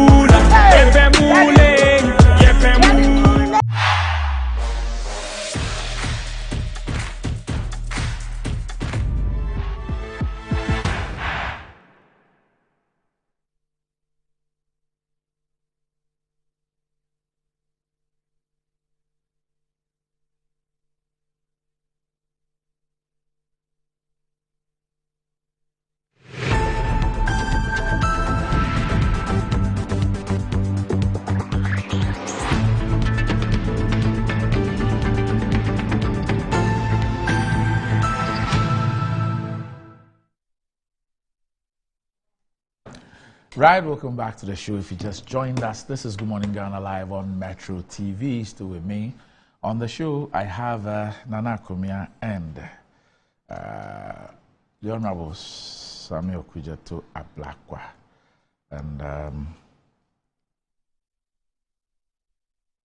we'll just have to do this quick adverts. Yeah. It's not a metro economy. Very well. But the government economy is not doing well.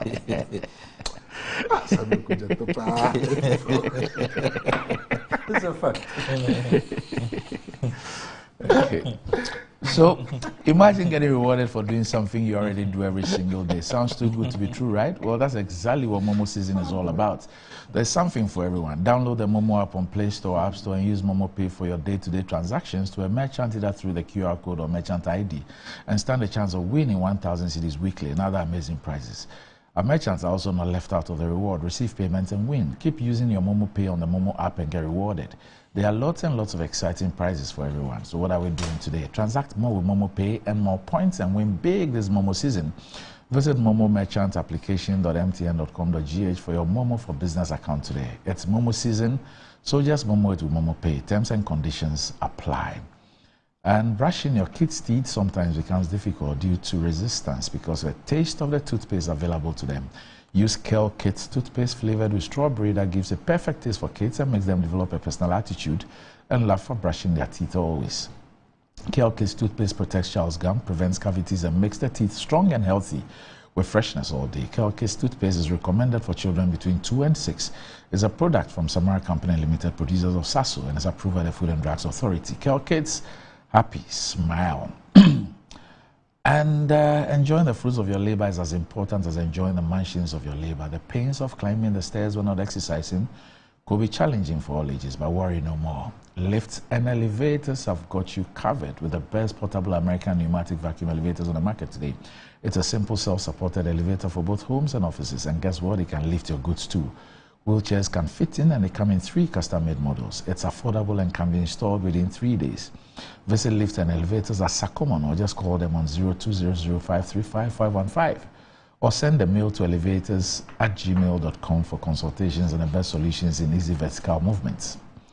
And Amen Scientific and Herbal and Alternative Medical Hospital is organizing a free health screening, and it's open to the general public. This is a way of saying thank you to Ghanaians, and the free screening includes fertility tests, prostate, stroke, diabetes, hypertension, fibroid, ulcers, hepatitis B, and many more. Note that the medical screening is free, but patients with disease conditions will pay a token for their medications. Visit Amen Scientific at Dominia, the Snake Flats, Down or Clagonia, the Shamananda Bridge, and all the other branches across the country. You can call Amen Scientific on 020-722-9505 or 0244-227192 to book your appointments. Amen Scientific and Alternative Medical Hospital. Allahu Shafi, God is the healer. All right. Nana, so let's dovetail into UPSA. Before we do that, no, I want you to deal with the issues and then continue. Problem. Yeah, no problem. Now, Samuel Kujeto attempting to assign motives to me on the earlier discussion about the electricity tariffs. That attempt is not fair. Did not assign blame to anybody. And I did not exonerate anybody. We're discussing a letter written by the finance minister. So this attempt to put me in the category of having a motive is wrong. Stop doing that. Sami also has a question that there's so much pain because of the IMF. I was going to ask him, so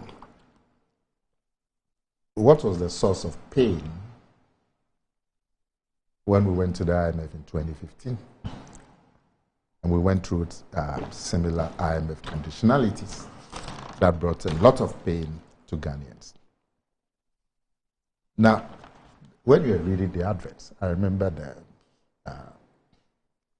last week or so, when you kept interrupting with the many adverts that you have, presenter mentions. I had made a remark that it shows that because previously we didn't have so many presenter mentions. I was saying that it shows that the economy is bouncing back, and business is growing, and it's reflecting in the adverts that media houses like yourself are getting. And Samuel Kujeto said, oh no, this has nothing to do with the economy. It's just Metro TV that is improving. Yes. See? But if you were not getting the adverts, you would have said government has made the economy difficult. We are getting the advert, it says government has nothing to do with it. It's just your own initiative. It's the kind of... The companies are not spending extra. They are moving. It's the kind of... And acknowledge the small truth. Acknowledge.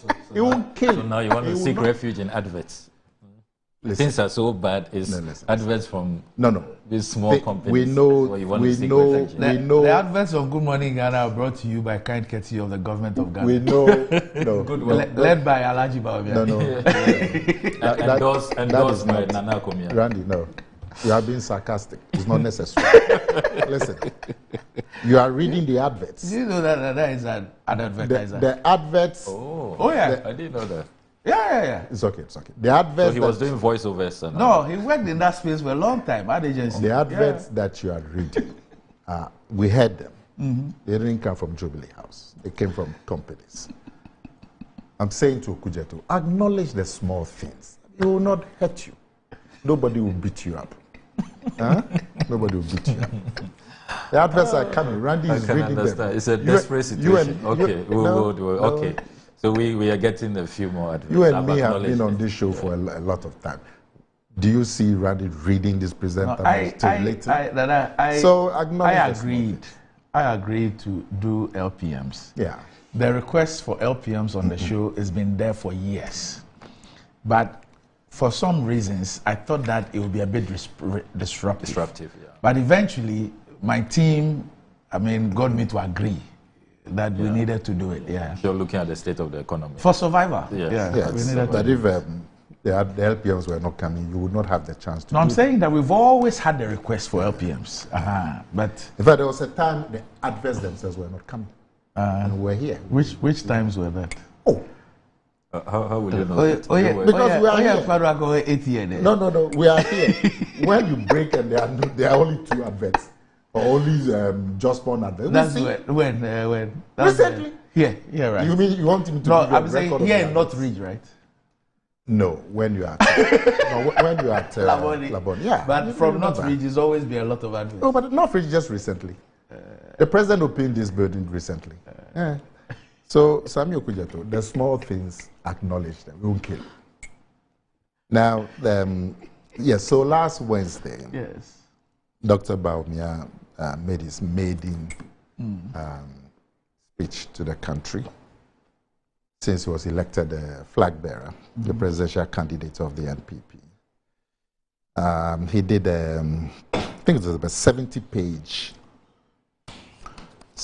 address. Yeah, 73. Yeah. Let me try and just summarize it. We don't have a lot of time. Okay, so he divided the speech into two. The first part dealt with where we are today, and so he talked about the economy from 2017 up to the pre-COVID economy, which is 2017 to 2019, broadly 3 years. He talked about it, and then he talked about the post-COVID economy, which we've been in from 2020 to largely middle of 2023, and then he talked about the situation today, which we are recovering from, the post-COVID economy. The pre-COVID economy from 2017 to 2019, the indicators, the macroeconomic situation were quite positive. If you looked at the figures regarding the GDP growth, that's the rate of expansion in the economy. You talked about growth in sectors like agriculture, like industry. It talked about inflation, interest rates, fiscal deficit, the CD's depreciation, balance of trade, and so on, which is the imports over exports.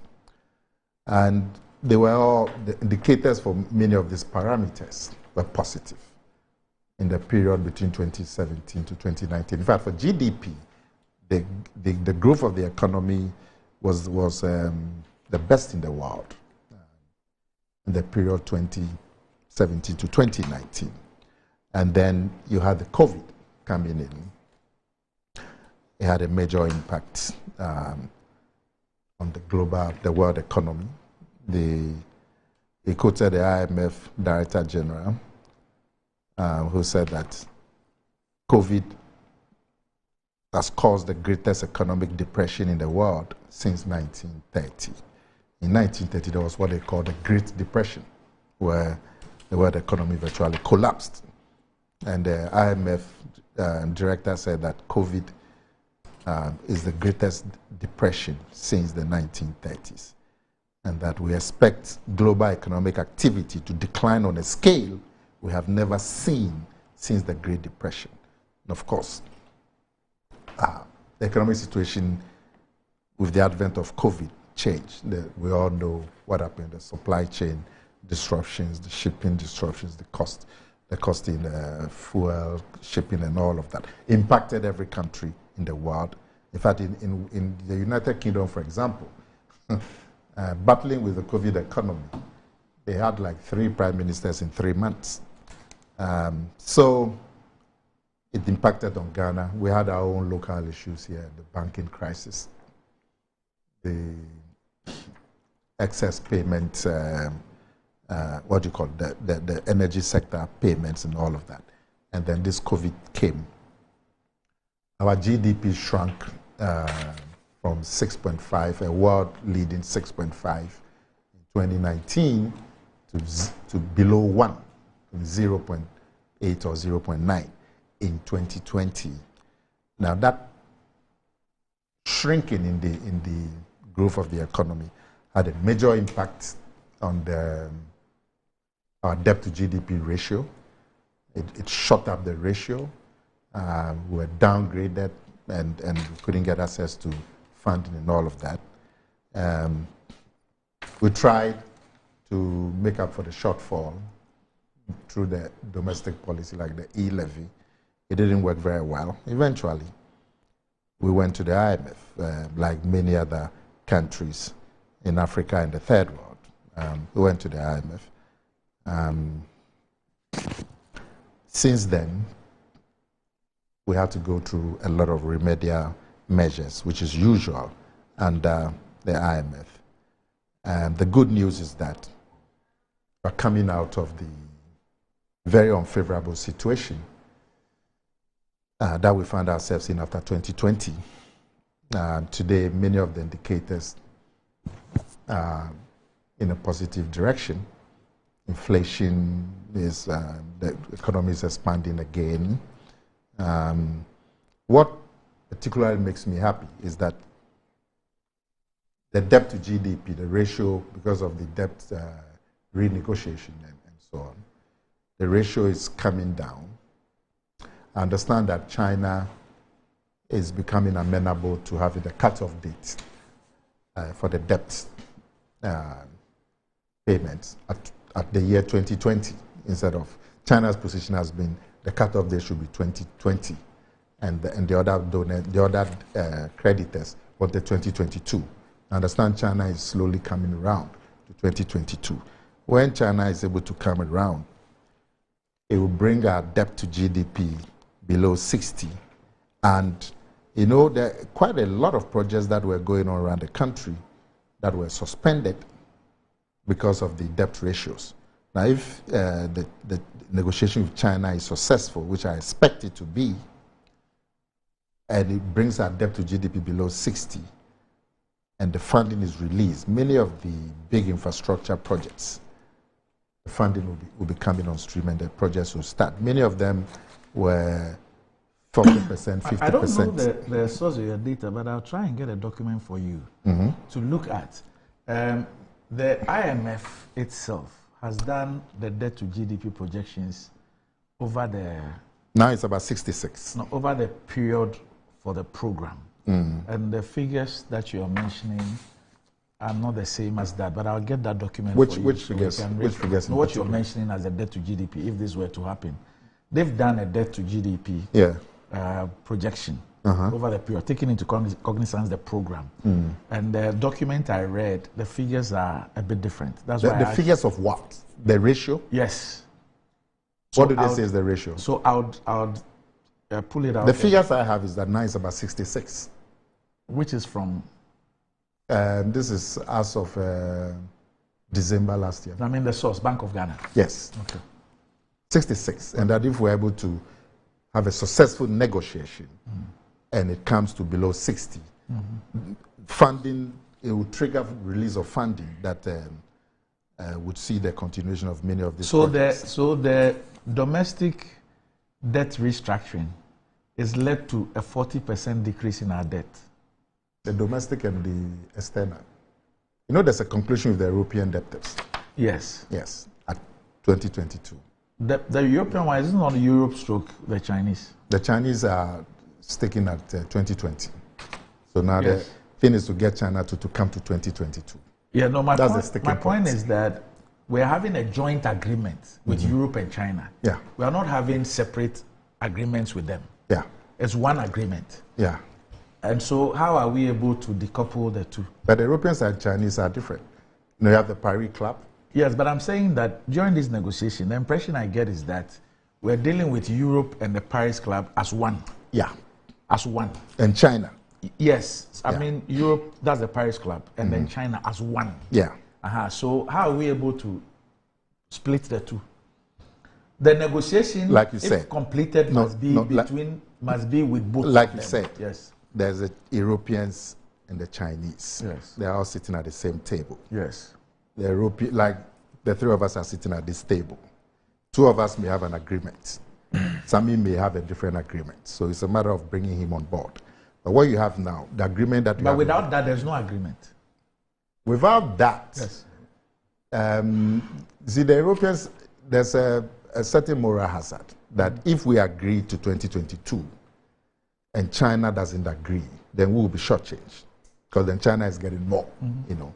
So all the parties are joining Ghana to pressure China so that they all can come to a... Yeah, so the point I'm making is that until we have China on board, there's no agreement. No, there's no agreement. Yes. Yeah, but for now, even with what and we in have... fact, they have even indicated that in the agreement, I'm told that there's even an indication that whatever we agree to, you cannot give the Eurobond holders something better than what we have agreed to. Yeah. You're aware of that? Yeah. Okay.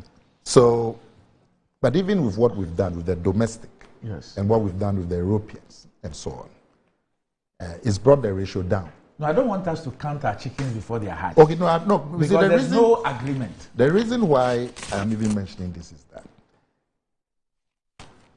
the prospects of agreement are good. Yeah.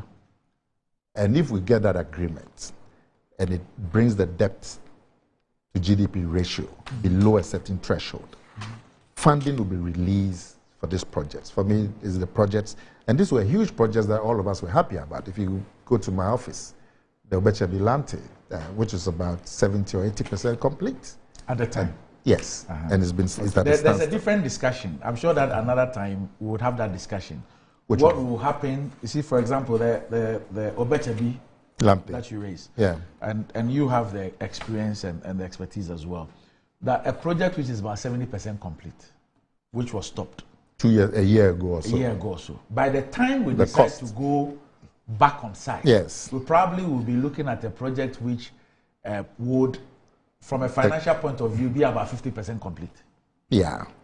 That's what you suffer because you delay the project. And then you're going to ask for more funding. But because it's dollar denominated, the variation will not be much. If it was CD. You will take CD to change to the dollar to pay. That's, No, that's your pain. The loan that you'll give to you will be in dollars. No, but I'm saying your pain as Ghana is that your repayment, Yeah. the CD that you have to Oh, change that's to what dollar you to mean. pay. Yes. Yeah. You suffer some little Yeah. pain for.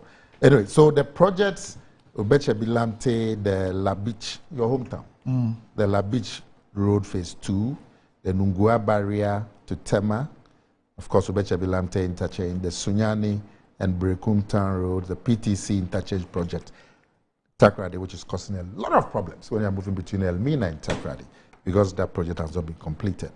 Kumasi Inner City Roads, Tema to Aflao Phase 1, Boku to Bogatanga to Polimankrum, Tamale to Walewale, Ashiama Runabout to Akosombo, Savelugu to Walewale, and all kinds of projects. For me, that's where I'm excited. I'm excited that we are making progress with China, and if it brings the debt to GDP ratio below a certain threshold.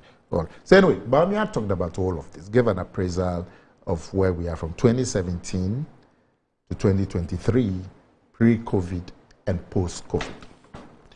And that's about half. So when I hear people say Bawumia is running away from the economy, I don't understand. And then he talked about his vision. Now he said that he's going to take a different path to achieve the same philosophy. Of course, that is to be expected. A new leader is going to come with his own way of doing things. Now, and of course, conditions in 2017 are not the same as the conditions in 2020 and will not be the same as conditions in 2025. So you need to adjust your approach all the time. He's going to aim as his vision at macroeconomic stability.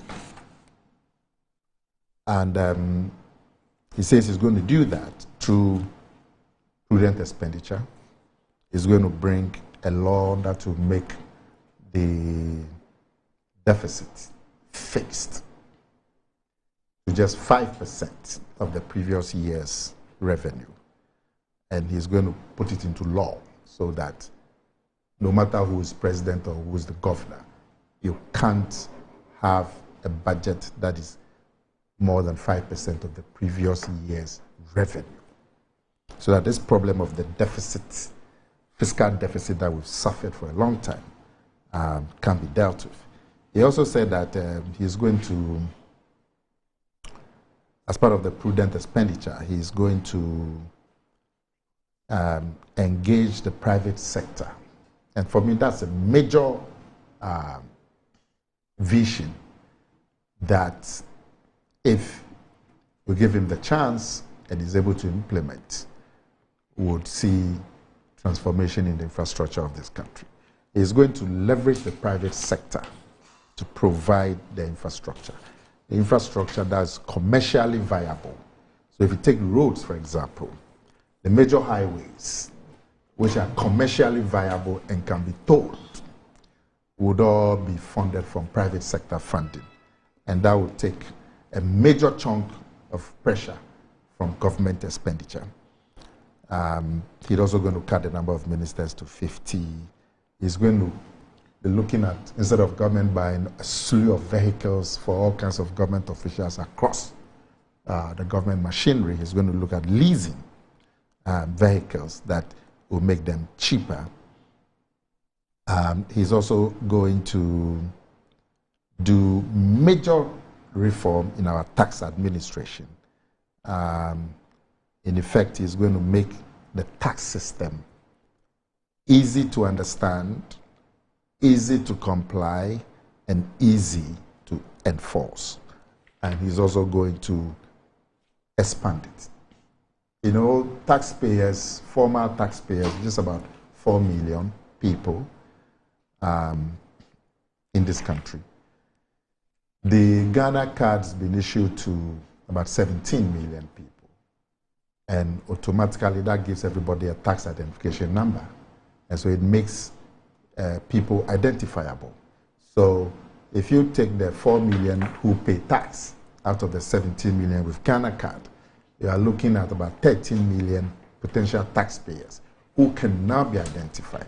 And that allows us the opportunity to expand the tax base to include this 13 million who are outside the tax base. And it's going to look at a combination of flat systems, flat payments, and a system that will make it simple for everybody to pay their tax. And it believes that the reduction in government expenditure by offloading major infrastructure that's commercially viable to the private sector, seeking private sector investment, both internal and external, in providing this infrastructure.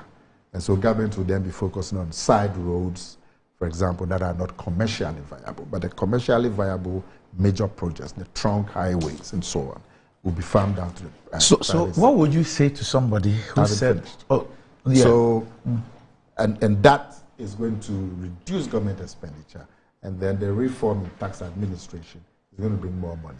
So that then gives him the opportunity to do away with taxes like e-levy and emissions tax and VAT on electricity and so on. All those taxes that are meant to plug revenue shortfalls will not be necessary, because the vision that he has is to expand revenue in such a manner that you don't need these taxes. So what is it the case that, as chairman of the economic management team and vice president of the republic who sits in cabinet, he made all these proposals for the tax reforms to his government, and his government has failed to implement them? That's one. Mm-hmm. Two, on the issue of these highways and making money from it and all that, in 2016, there's a video we play all the time. Yeah, I've seen it. He said that he has worked at the Bank of Ghana before. Once we toll the roads, we'll be able to, we don't need to borrow money to build any road in Ghana. Once we toll, we will be able to construct all the roads in Ghana. We don't need to borrow for any road. Yeah. What happened? Well, you see, for me, that presents an opportunity for Ghanaians to see what a man is worth. Because he had stated his positions very, very, very clearly. And we're talking about his position on e-levy, that he had said that digital payments are going to be such a central part of our lives, and to encourage people to resort to digital payments. He wasn't in favor of taxing digital payments. So if there's a tax on digital payments, you and I should reasonably assume that he couldn't convince his government to go along with his vision. Okay. Because he stated it very clearly. Right? No, my question, okay. This business of tax tolling the roads. No, the reforms, what he says he's going to do. Yeah. You read something, that there was going to be tax reforms to do all those things. Yes. I'm asking, whether he made these proposals available to his government as chairman of EMT and as a member of the cabinet. In fact, the vice chair of the cabinet. Yes, and his government did not. and I are not at EMT. Yes. So we cannot be able to speak with a certain certainty about what happens at EMT. Mind you, EMT itself, which is the economic management team, is an advisory body. In the system that we run today, the executive authority rests with the president. Every other institution is advisory. The EMT itself is advisory to cabinet. Cabinet itself is advisory to the president. The president can, even when he's convinced about something, he won't even take it to cabinet. He can bring it to parliament straight away because he believes this is the way to go. There's no need to take it to cabinet. So it's an executive presidency that we run. So for me, it should give us an opportunity to see that Bawumia had his vision and his own ideas. And to the extent that some of the things that he had espoused have not been supported in government policy, shows you that. So my question, my question, which I believe is a legitimate inquiry, is that, prior to 2016, Dr. Bawumia was presented to us by Nana Akufo-Addo and the MPP. In fact, Nana Akufo-Addo is quoted as saying that he's bringing Dr. Bawumia to deal with the economy. And he touted his expertise. In fact, there's a video I played yesterday. We all remember those. Nana Akufo-Addo, before Parliament, as President of the Republic, even informed Parliament about the sterling performance of Dr. Bawumia and how that performance is what has led to the economic progress that the country was making. He told Parliament. That's in fact the video. I've seen it. Now, so I'm asking you, and I think it's a legitimate inquiry, that if Dr. Bawumia is telling us about tax reforms, which will not make the plethora of taxes imposed on Ghanaians necessary, is it the case? Is it saying that I made these proposals available to my own government, my president and the cabinet, and they didn't think it's the way out? It's implied. Now, yes, it's implied. Fine. Now, to the first part of your question, that Akufo-Addo was praising him for. But really, Bawumia hasn't said that the economy has failed. Akufo-Addo has not said that the economy has failed. No, you don't get the point I'm making. No. To the extent that Dr. Bawumia is saying that these taxes, I will remove them. What in a sense is saying is that they are unnecessary. You should not be paying these taxes that my government has imposed on you. If you give me the opportunity of becoming president, I will do the things you have espoused that he says you will do. And when I do those things, you will not have the need to pay these taxes that my government has imposed on you. And what's wrong with it? By implication, he's saying that my government has failed. No. With the tax measures that they have imposed on you. They are inflicting pain on you that I find unnecessary. That I will remove if I'm given the opportunity. But they will not listen to what I think is the way out. I mean, if that is the way the implication you see. Am I wrong? No, it's a legitimate implication. Because we don't know what actually takes place in those decision-making chambers. So you can just make deductions. And I'm saying it's a legitimate deduction. And I am not far off from that deduction. Because I've said to you that if I make a pronouncement that this is the way I believe things should go, A, B, C, D, and I'm part of government, and government doesn't go that way, then obviously you can deduce that I disagree. And I mean, that's an implication that you can make. Because the man states boldly, clearly, and mind you, he stated these positions now that I don't think we should be taxing the guitar payments. And he's stating the position now that I don't think we should be paying some of these taxes. And that I'm going to reform the system in such a manner that these taxes will not be necessary. You can make your deductions. But that's the point I'm making is that that's indicting on the government, especially for me as a... Not necessarily. Look, when John Mahama came into office in July 2012, yes,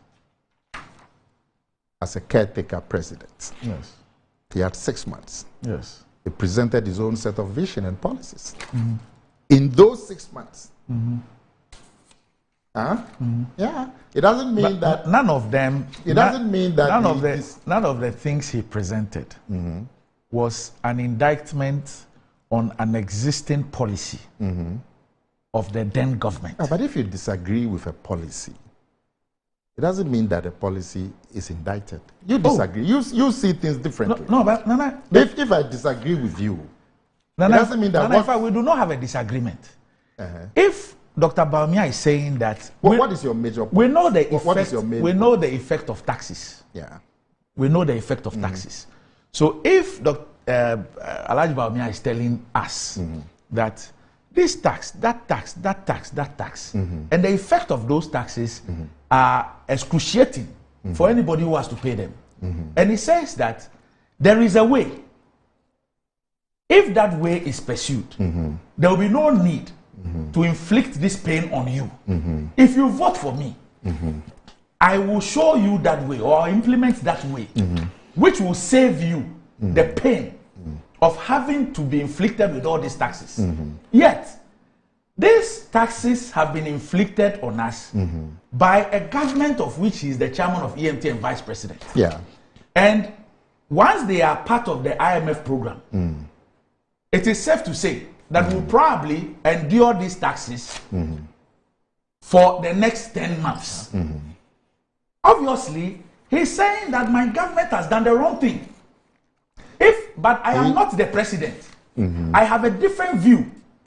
If I were the president, I would not impose ABCD. Look, all that you are saying is correct. Where I depart from you, yes, it's your implication that he's saying the government has done the wrong thing. He hasn't said so. Must he say that in black and white? No, he hasn't said so. No, but must he say that in black and white? One second. He hasn't said so. He says that I will do things. He says I'll scrap it. Yeah. So I'll do things different. No, he says I'll scrap it. Yes. So why would he want to scrap it? Scrapping is different because he has another way of looking at it. A superior way. He's proposing a superior way. For all you know, his prescriptions. Somebody too in government will not agree. But there will be people in government who will say that I don't agree to the scrapping of e-levy. Yes. There are people in government that would disagree with him. Yes. They would think that no, looking at the volume of financial traffic in digital payments, now it's over $1 trillion, I understand, that it should be possible to take something from that sector because it's a growth pole of the economy. And so letting it all go like that will bring, like this is a low-hanging fruit. There are some who disagree with him. And I know colleagues who have said that they would think that maybe reduce the rates would be a better idea because digital payment, digital traffic is going to grow. So there will be some who will disagree. It doesn't mean that this is wrong or this is right. It's a different way of looking at it. No, it is. But you are putting words in his mouth to say that he says it is wrong. No, he hasn't said so. Nana. Has he said so? Nana. When the has he said so? He has. When the sitting vice president... Where did he say that this is wrong? So let me show you. He said that I'll do No, so let me show you. Show me. When the sitting vice president, who chairs Show me. I'm showing you. Deduction. No, I'm showing you. Okay, when the sitting vice president, who chairs the economic management team, says that there's a particular tax handle, we all know what went on in this country for that tax to be approved. Which one? E-levy. Even up to the level of fisticuffs on the floor of parliament. Yeah. We know what we went through in this country for this e-levy to be passed.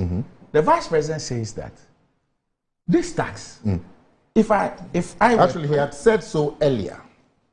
No, before even the e-levy. Yes, but I'm saying he says you agree that he had made his position on digital tax. Yes. Way earlier before e-levy. Yes. He says that if I were made president, I will scrap it. Yeah. What does it mean? It means that he believes his government is wrong. in imposing that tax. He believes it's wrong. Randy, if I disagree with you, yes, does it mean you are wrong? That's what you are saying. Yes. Yes, you are If wrong. I disagree with you, it means you are wrong. I'm wrong in what I'm doing. In what you disagree with me, I'm wrong. No, I haven't stated that you are wrong. I say that I see things differently. You said that I will do things. You said that you will change the decision I've taken. You will not do. You will not go that way. Because I have my way. But it doesn't mean that you are wrong. How? How? But if I'm right, why will you change it? Anytime anybody disagrees No, with you, if I'm right, why will you change it? Because there are different ways of doing things. Now, anytime anybody disagrees with you, yes, it means you are wrong. Yes, it means that in their view, I'm wrong. Hold on. I have disagreed with you on this A. Yes. It doesn't mean you are wrong. It's just that I have a different viewpoint. It means that you believe I am wrong. You can't impute that. How? You cannot impute that. Unless the person states clearly that you are wrong. So let's deal with I have a different way of let's deal with the final one. And what is your point? Your point is that what? I'm saying that what I'm saying to you is that what he has said is that this thing done by my government is wrong. He hasn't said so. So why will he scrap it? If it's right, why will he scrap it? Because he has a different way. Yeah, because he doesn't believe in the way. He doesn't think it's right. But if you don't believe in something, does it mean that it's wrong? In your view, it's wrong. In your view, it's wrong. No. That you are wrong in that view. If I disagree, really? If I disagree with you, I'm saying to you very, very simply, if I disagree with you, yes, it doesn't mean you are wrong. What it means is that I see things differently. If you disagree with me, it doesn't mean I'm wrong. All it means is that you see things differently. No, you would prefer a different so Nana, way. Nana, you are failing to listen to me. I started by telling you. You are failing to listen to yourself. I started by telling you. You are not listening to yourself. I started by telling you about the implications of Let taxes. me ask you a simple question. No. If you disagree with somebody, yes, does it mean the person is wrong? Listen. No. Simple question. No, yes or no. No. Nana, it is not a yes or no. Because that's not the point. It is not a yes or no But issue. what is it? What are the implications of taxes? Randy, if I disagree with you about anything, whether it's taxes or anything, yes, does it mean you are wrong? It is. In your view, I'm wrong. In my view. In your view. If in my view you are wrong, I'll tell you that you are wrong. But how when else do you tell me I'm wrong? By saying that you have done A. If I had the opportunity, I'll do it differently. I will not do A. I will scrap the A. But have I said that A is wrong? If you say that I'll do it differently. Nana, if you say I've done A, if you had the opportunity, you scrap it. Listen, and then you go ahead to tell me that there is a completely different way that I will do it. What have you told me? I've said that I see things differently. That's all. Yes. So I'm saying if you and I go to Kumasi, yes, and you prefer to go by road, yes, and I prefer to go by, you prefer to go by a private car, yes, and I prefer to go by bus. Yes. We have different ways of reaching Kumasi. Yes. But because I don't want to go by road, by private car, doesn't mean that you are wrong. But you are giving me a reason. You are giving me a reason why. Yes, that I'll go by bus. A reason why my going by road is wrong. What reason? But that's what the vice president says. He's telling the Ghanaian people, listen, he's asking people to vote for him. He's saying that my government has imposed A, B, C, D, E, F for you. He said, if you give me the opportunity to be president, I will take that A, B, C, D, E, F away. Because I'll do it differently. Yes, but it doesn't mean that somebody is wrong. Your problem is your fixation on applying wrongdoing. No. If somebody sees things differently, how do you come to the conclusion that because somebody sees things differently, it means that the other person is wrong? This is different viewpoints, different approaches. Anytime anybody disagrees, it means you are wrong. That's what you are trying to tell me. Nana, you have imposed a tax on me.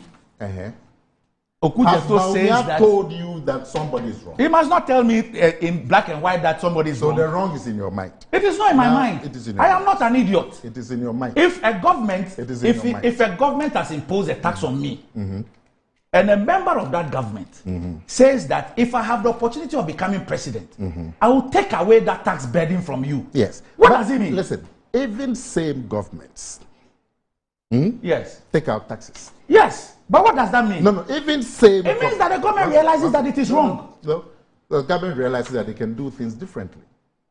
Even same government. Yeah, so what they did was wrong. Can you listen to me for 2 seconds? Even same government. Yes. Take out taxes. Yes, because they were wrong.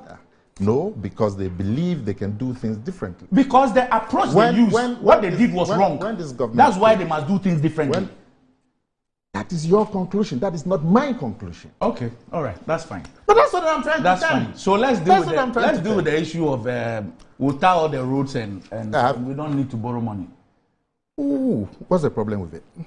No, I'm saying that was his prescription. He said he had worked at the Bank of Ghana. Yes. And so he knows. We don't have to borrow money to construct any road. Yeah. If we toll the roads, we'll be able to construct all roads in Ghana. Yeah. Now, on Wednesday, he's saying something that you read again about roads, highways, and yes. He's repeating the same. So my point is that you should agree that he's been consistent. No, he hasn't. So, Nana. Now he says he'll bring private sector. Nana, yes. Yeah. Yes, but tolling it, yes. Nana, my question to you allows you to leverage. My question to you is it the case that the government didn't believe that tolling the roads is what will be able to construct all the roads in Ghana? You know, Bamia stated this matter in 2016. Yes. You agree? Yes. And in the last 6-7 years, that doesn't seem to have been done. You agree? I don't understand. I mean, he stated his position. Yes. That we are talking about of funding the roads from tolls. Yes. He stated it in 2016. Yes. And in the last 6-7 years, that doesn't seem to have been done. And he's restating the same What doesn't position. seem to have been done? They're financing the road through tolls. Okay, but we had the tolls until... And they were removed. Yeah, until now, 2020 or 2021. What Bamia stated, yes. and I agree 100% with him, yes, that in our economic situation, the commercially viable roads, like the big highways, Accra Takrady, Accra Aflao, Accra Kumasi, maybe not Koforidua, but Accra Kumasi, Accra Takrady, and Cape Coast, Aflao, Ho, maybe not Ho, but these big roads, because of the volume of traffic that goes on, if you toll it, you'll be able to recoup the investment over a period. And so you then need to attract private investment to toll it. Let me tell you some story that happened in around 1998. Some Hong Kong investors came here. The roads minister, I think it was Salia, and we're having this discussion. And we were prepared to do the Accra Kumasi Road, to dualize it at that time. 4-lane, 2-lane, 2-lane going, 2-lane coming. And Salia, the Minister for Roads at that time, had gone and brought these investors. The head of state at that time rejected it. And what was the reason for rejecting it? Because when the people came and did a feasibility on the Accra Kumasi Road, they counted the number of vehicles, and they said they would need 10 years to recoup their investment and leave the road to government. But they will need to toll it 20 cedis at that time. And the head of state at that time said, no, that is too much, and rejected it. Today, for my money, if you can give me a dual carriage road to Kumasi, and you toll it 20 cedis today, even 50 cedis, I will pay. It will cut about 2 hours from the journey. Now, when you move from Circle to Insawam, it's going to take you about 1.5 hours. All of that is traffic. So if I can get a 4-lane that would remove traffic, and so I can do Kumasi in 3 hours, the savings on fuel and time will be more than the 50 cedis. But you see, in 1998, when Salia brought this thing, the head of state at that time said, 20 cedis, it's too much. Won't do it. But really, that is the way to go. You are a very well-traveled person. When you go to some of these big countries, America, every 50 kilo on these super highways, every 50 kilometer, there's a toll. That's the way they finance the road. We did this tolling thing manually, and then you go and queue for 30, 40 minutes to go and pay a 50 peso toll, which really didn't make sense. But if you automate it, the motorway, you automate it, and you just get there, and because of the automation, you don't even stop. It just deducts it, like it's done in India. You should be able to look at the motorway, look at the volume of traffic. If we're going to apply the proper tolls, it should be possible to get private people to come and invest in doing it, couping their money and getting a little bit of profit through tolls. And it's that mentality that Bawumia is bringing to the table. And he expressed this thing way back 2016. Yeah, in 2016, still stand by what he said was that, yes. And he still stands by it. He says that. So is it your belief? He says that. Is it your belief that we don't need to borrow money to build any road in Ghana? Not any road. The commercially viable. I'm saying what he said. The commercially viable. That's not what he said. I mean, if you a private investor would not invest in doing the town roads at Chado. But you can get a private investor to do the Accra motorway because it's commercially viable. Yes. So you can get investment. So it's that thinking. And the purpose is that you need to take these huge expenditures from government expenditure. And that will create a lot of fiscal space. Because now a lot of, as we speak, there's an attempt to dualize the road. Motorway? No, Kumasi Road. Yes. From Suhum. No, Suhum has been done. Yes. From my hometown. The rest of. From my hometown, yes. From the junction. Yes. It is called the Isiakwa junction. Yes. To bypass my hometown. Yes. And Osino right up through to join the bypass at Isawan. Yes. It's a lot of money. Yes. Public money that is being spent. You can leverage it to attract private people to come and do it. So why has your government not done that? Why are you asking me this question? Oh. What you and I are faced with is that it hasn't been done. No, so my question is, why has your government not done that? Obviously, the people taking the decisions have a different viewpoint. So it's obvious. So the president did not buy into Dr. Bawumia's idea. The president has a different viewpoint from Dr. Bawumia. Obviously. Okay. Obviously. And Dr. Bawumia. But the fact that the president has a different viewpoint doesn't make somebody right or somebody wrong. But if for you there you say that because somebody has anyway, somebody is wrong. Let's have it finished. Okay, so now he said in the conclusion, and he also says some very exciting things about. He also said that the cost of living in this country is going to make a determined effort to stabilize the cost of living. In which ways? He identified the sources of the rise in the cost of living as food,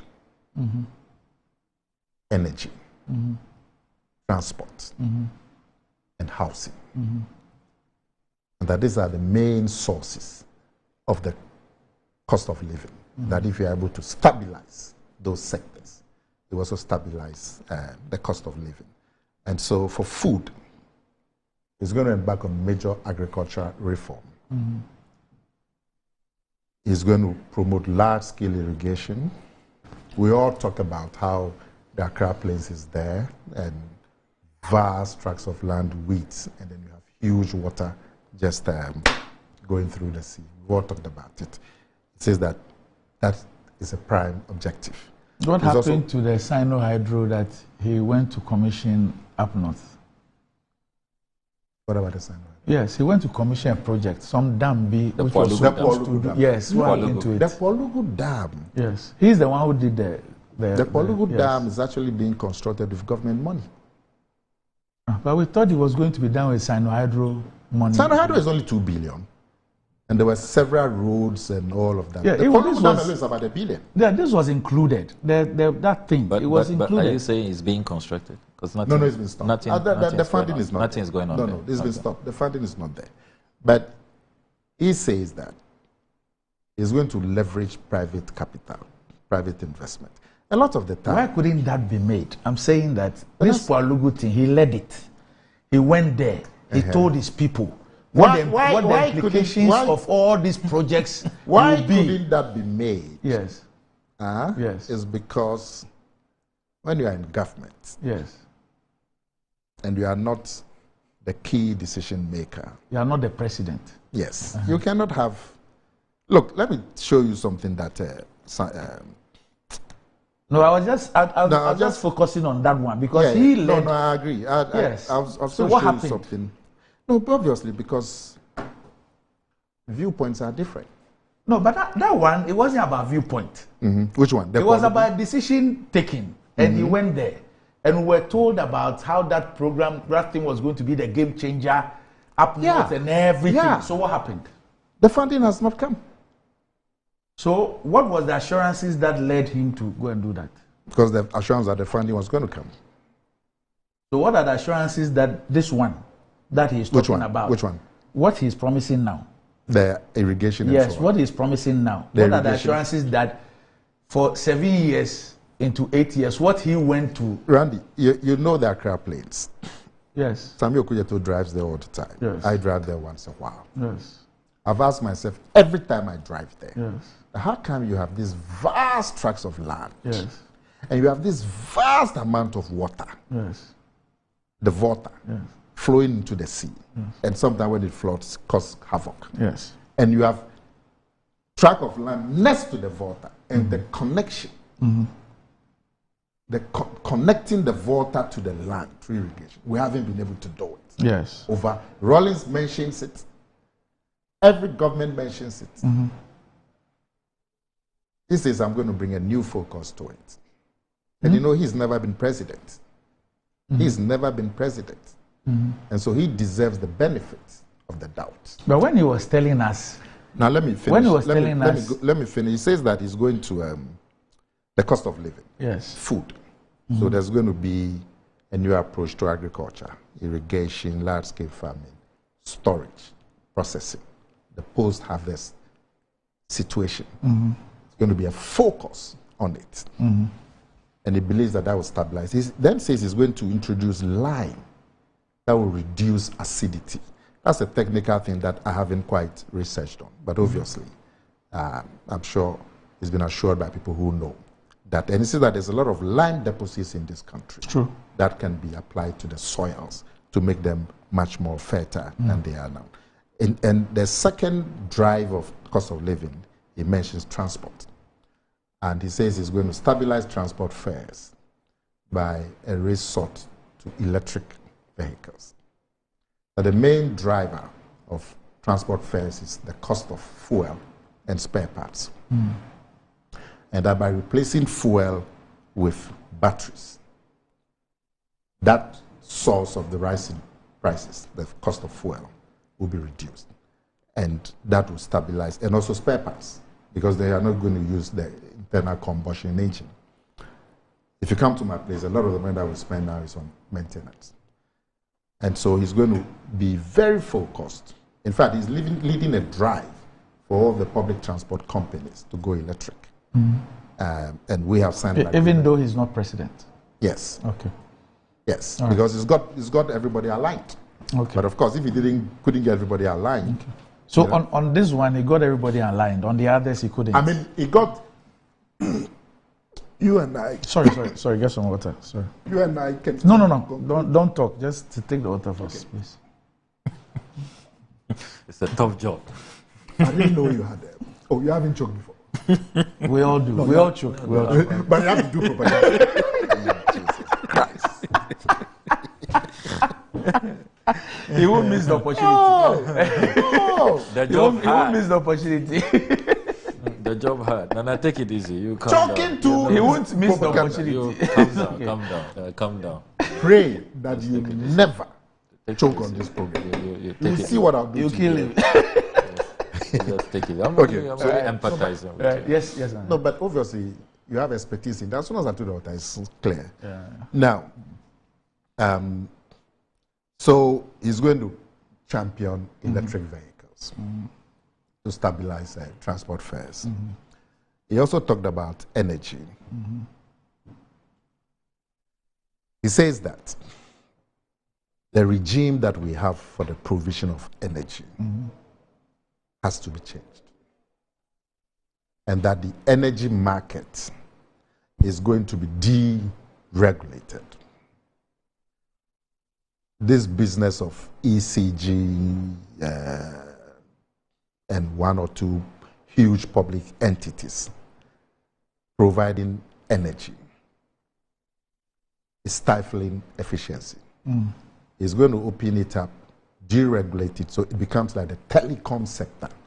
An effort was made with that earlier on in this government. You remember, with the PDS thing, to open up the supply of energy to private, and it didn't. You know the problems that came with PDS and all of that. Yeah. But the principle of opening up the energy provision stage to private sector, same as is done with the telecom center. In the telecom center, you remember, there was only one major public provider of telecom services. Then it was deregulated, and other people came and look at the efficiency and the benefit that the consumer is getting from the telecom center. He says that he's going to do the same for the energy sector. And he's also going to focus on renewables, solar. So taxes on the panels are going to come off. And also taxes on batteries and so on are going to come off, so that more people can afford solar. I have solar, and it's benefited me tremendously. I'm trying to convince you to go solar. You haven't agreed with me yet. But I don't think you think I'm wrong. No, you're right. I don't disagree with you. And I don't think you are wrong. No, I don't disagree with you. But you haven't done it. I have not said that I'll do something different. But you haven't done it. No, I've not said I'll do something different. But you haven't done it. I'm waiting for the resources to do it. Yes. I've not said I'll do something different. We'll talk about the resource in 2 minutes, because I have something that I need to deal with you. Fine. Now, so he's going to remove and really, and then on, and we talk about what he says he wants to do with energy, to deregulate it and have the private sector come in, like the telecom sector. He's also talking about transport. He's talking about, and then the housing, which is also a main driver of the cost of living. So we have a vibrant private sector in this country providing housing. So this business of government putting a lot of public funding to provide social housing. And then you have the projects scattered, not completed, because there isn't enough money. You have the Saglemis, there's all kinds of corruption. Government should provide the land. Land tenure is cumbersome. Government has strength. Provide the land banks, provide infrastructure. Leave it to the private sector to provide housing. And he believes that this would dramatically increase the housing stock in this country and bring down the cost of housing. Of course, the rental assistance too is doing well. But you know, you talk about gold, leveraging our gold, and that we have proven resources of about 43,000 square kilometers of Ghana with proven gold deposits. And he says that that is a resource that we haven't tapped. That you can use gold primarily to support your currency. And you go to some of these countries, United Kingdom, the pound sterling. The reason why they're able to bluff and not join the euro and all of that, because they have a lot of gold sitting in the vaults of the Bank of England, supporting their currency. You go to Germany, they have thousands of tons of gold sitting there. America has almost 10,000 tons of gold. We in Ghana, where we have some of the richest gold mines in the world, we probably have about 8 tons of gold. And gold can be used as a buffer to support the stability of your currency. And this 43,000 square kilometers of gold in this country, proven reserve, is going to leverage the proven resources to attract capital and expertise under Ghanaian ownership. You know, when this lithium thing came, even though the Ministry of was saying that under the existing conditions, it was the best that we've had, there was a suggestion that we could actually have put ownership in our hands and hire the expertise. But then, because the reserves were not proven, and there has to be exploration, and indeed the exploration agreement was signed in 2013 or so. And so one company then had done the exploration for a long period and invested over $50 million and so on. So there were preconditions that tied government hands. But with this goal, because the reserves are proven, it should be possible to get private capital and private expertise, hire them, leverage them under Ghanaian ownership. And the London Standard gold, the gold, the quality that is viable to support currency, have the gold refinery, have the standards, and leverage this gold deposit to stockpile gold in the Bank of Ghana. Why is government not doing this? The same as I gave you. They didn't listen to him. The same as I gave you. All right. Okay, now. let's bring in something. So, yeah. This is the difference that he's going to bring. Okay. There are a couple of other things that he said about the digitization, but we don't have time. All right, yeah. And so I'll leave that. But the way he's going to leverage digitization to aid them. Okay. So, but the NDC,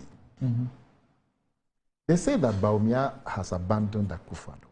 I've never understood that thing. Okay. Because the man says he's driver's mate.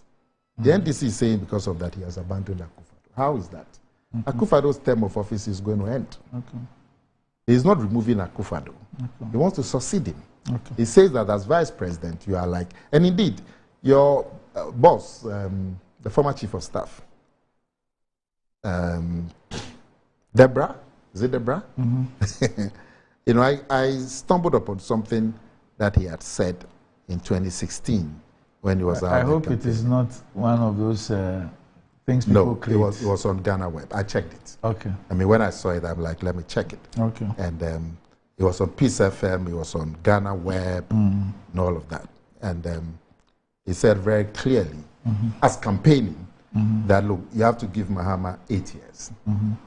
And that if you vote for Mahama, he was speaking at Kalio, somewhere in the northern region, on the 25th September 2016. And he was telling them to vote for John Mahama, and that they should give him 4 more years so he can get 8 years. And he says that with John Mahama, he's the driver. As for Bawumia, if you vote for him, he's going to be a driver's mate. And then he says, let me quote him in the article. He says, in every moving vehicle, there is someone behind the steer and a driver's mate. The driver determines which direction the car moves. The mate may have a say, but the driver takes the ultimate decision. In this analogy that I'm giving you, President Mahama is the driver. As for Bawumia, he will be a driver's mate should you vote for Akufo-Addo. And he cannot determine, and he cannot have the ultimate power. If he proposes something for you and Akufo-Addo says, no, this is later, there's nothing he can do. But if you vote for Mahama, he will be the driver. Okay. No. So, Bawumia says he's the driver's mate. I haven't heard Okujeto, but I'm sure he agrees with his collaborators. That they say Bawumia has abandoned Akufo-Addo. How is that? Okay. And then they say that Bawumia says he's not to blame. Blame for what? I mean, Bawumia is not to blame for what? I don't understand it. Okay. Instead of looking at the substance of what the man had said, and if you have any ideas on it, whether the viability or not, you're talking about driver's mate and how Bawumia, putting words into Bawumia's mouth. Right. Bawumia has never said anywhere that there's blame and he is not part of it. In fact, if you look at the speech, the first part of the speech, well, talking about Akufo-Addo. But has Bawumia said that he disagrees with decisions of his government? No. He hasn't said that? No. As far as I know. He hasn't? No, as far as I know. That he disagrees with decisions of his government? As far as I know, he hasn't. No. So all the things I'm sure the disagreement will be expressed at cabinet, not on the radio. No, I'm saying that in the lecture, has he not told us about things that he disagrees with his government? I'm saying that if there's disagreement, it will be expressed at cabinet. So you don't think that any part of his lecture told us about his disagreements with his government? He has told you that he has a different viewpoint. You can imply that he doesn't then agree with some of the things that have been done. All right. Otherwise, he's not coming to show you a different viewpoint. So what does wealth mean to you? Do you want to live like a tycoon? Remember who's got the mullah, got the power. Ghana's newest lottery game draws live on Adom TV at 9 a.m., 12 noon, and 6 p.m. daily. Now pick up your phones, tablets, and computers and download the GamePad Games app on Play Store. You can also play on the website at www.gamepadgames.com or by dialing *946# on all networks. Just choose 4 numbers from 0 to 9. It's easy to play and easy to win. Shall I make we play this game and make some mullah? Nobody beats our odds in Ghana. GamePad Games, more mullah, more power. This game is regulated by a National Lottery Authority and is not for persons under 18. Play responsibly. Ayesoko, Betway's cash out just go way better. iHand's early partial and auto cash out feature lets you cash your bets out early. Cash out a portion of your ongoing bets or even set your bets to cash out automatically. All this to give you way more control over every thrilling bet you place. Sign up today at betway.com.gh. Terms and conditions apply. This is regulated by the Gaming Commission of Ghana and it's not for persons under the age of 18. Betway, get way more. And charcoal has essential medicinal properties that help remove toxins from our bodies. The natural absorptive property of charcoal helps to remove the bacteria that produces bad breath in the mouth, hence giving you a fresh breath. Kel Charcoal toothpaste has been formulated and produced under strict hygienic conditions with all the necessary production protocols and has been approved by the Food and Drugs Authority. Constant use of Kel Charcoal toothpaste gives you a good fresh breath, whiter teeth, reduces dental plaque, makes the gum healthy and strong, prevents cavity, upset stomach, hangover, and so on. Kel Charcoal toothpaste is recommended for adults and children from 6 years. Kel Charcoal toothpaste for white teeth and fresh breath all day long. This is another quality product from Samara Company Limited. Kel Charcoal toothpaste, happy smile. And whoever you are, whatever you do, wherever you go, drink Angel Cola, your key to enjoyment. Ready for something refreshing, great tasting with excellent flavors? Onya, you've got varieties to choose from. Angel Orange for that special occasion. Angel Mango, Angel Peach, refresh your mood. Angel Apple Lime. Angel Drinks produce vitality and maintain fluid in normal balance. Angel Drinks, refreshing, invigorating, and exciting. And these are produced by Adonko Soft Drinks Beverages Limited. You can contact them on 0244-832286 and 0507878668. Angel Drinks taste like our day and is recommended for all, including children. And Kingdom Home Real Estate provides quality but affordable housing facilities for sale. The facilities are located at the serene environment of Ekwapime Kropo and Ebri with the best weather conditions. They're just a 30-minute drive from Accra and provide a modern touch of comfort. They also provide high standard security service plus CCTV, standby generators, constant water supply and electricity, and they're surrounded by lovely tourist sites such as the Bri Botanical Garden, Boti Falls, Safari Valley Resort. All you need to do is to pay 70% upfront and spread the remaining 30% over a 2-year period with no interest payment at all.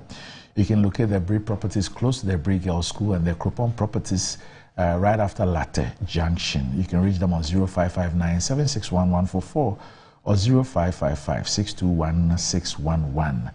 Visit them at www.kingdomhomerealestate.com or check out their Facebook page. Sammy? Alhaji Bawumia. First of all, it is important to emphasize that if it was a matter of who is speaking,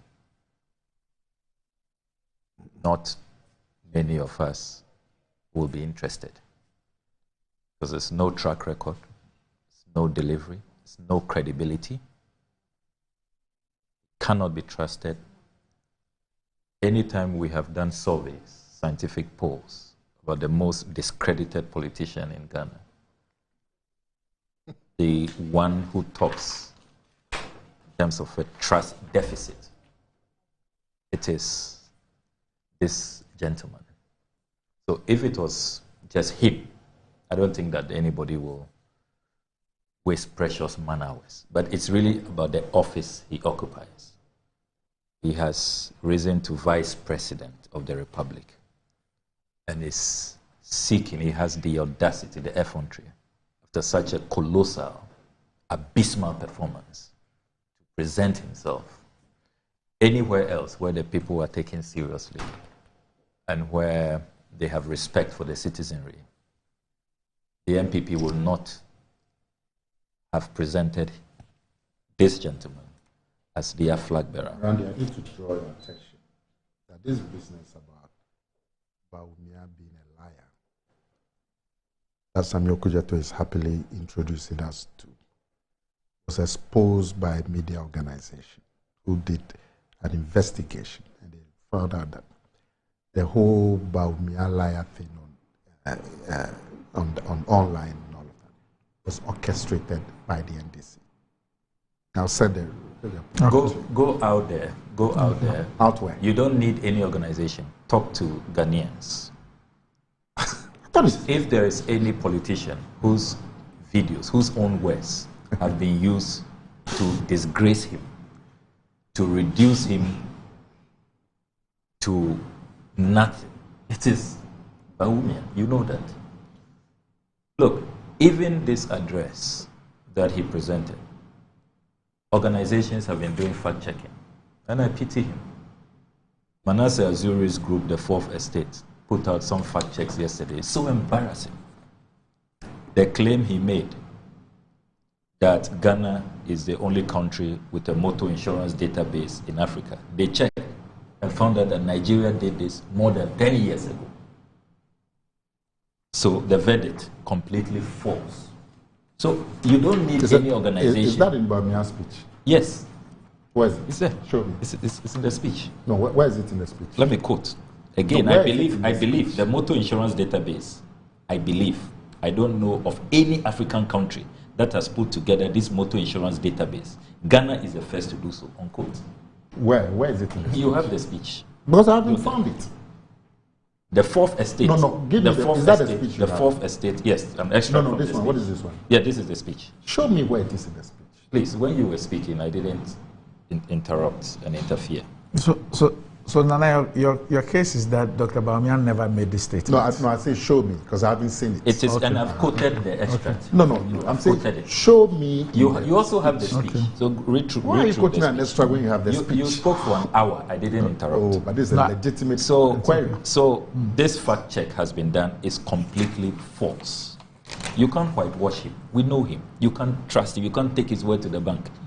It was ABF Husseini who famously said, that video went viral, it's still being played, that if you meet Bawumia and he greets you, good morning, you even have to look at the direction. That's why his constituents did that to him. You know. Let me ask you a question. Do you agree there's a database?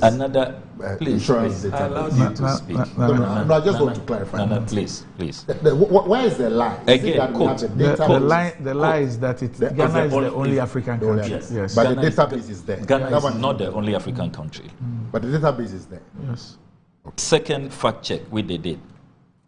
Ghana is the first country in Africa to achieve this type of interoperability between bank accounts and mobile wallets. Again, they did a fact check. It turns out to be false. No, that one is Kenya, Tanzania have all that one I have heard Bawumia say it.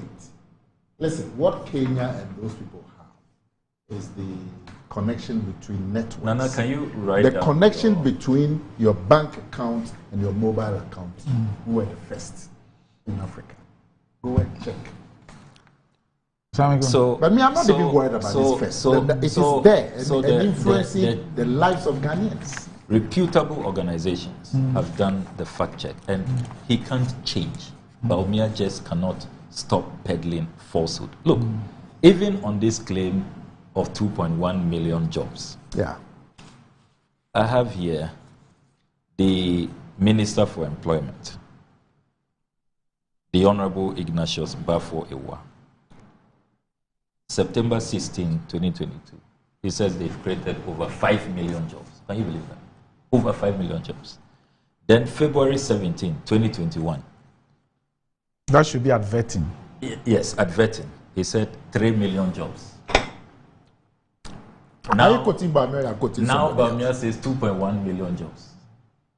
I mean, same government. I'm sure by the time we get to July this year, it will be probably down to 500,000 jobs. I mean, you just can't.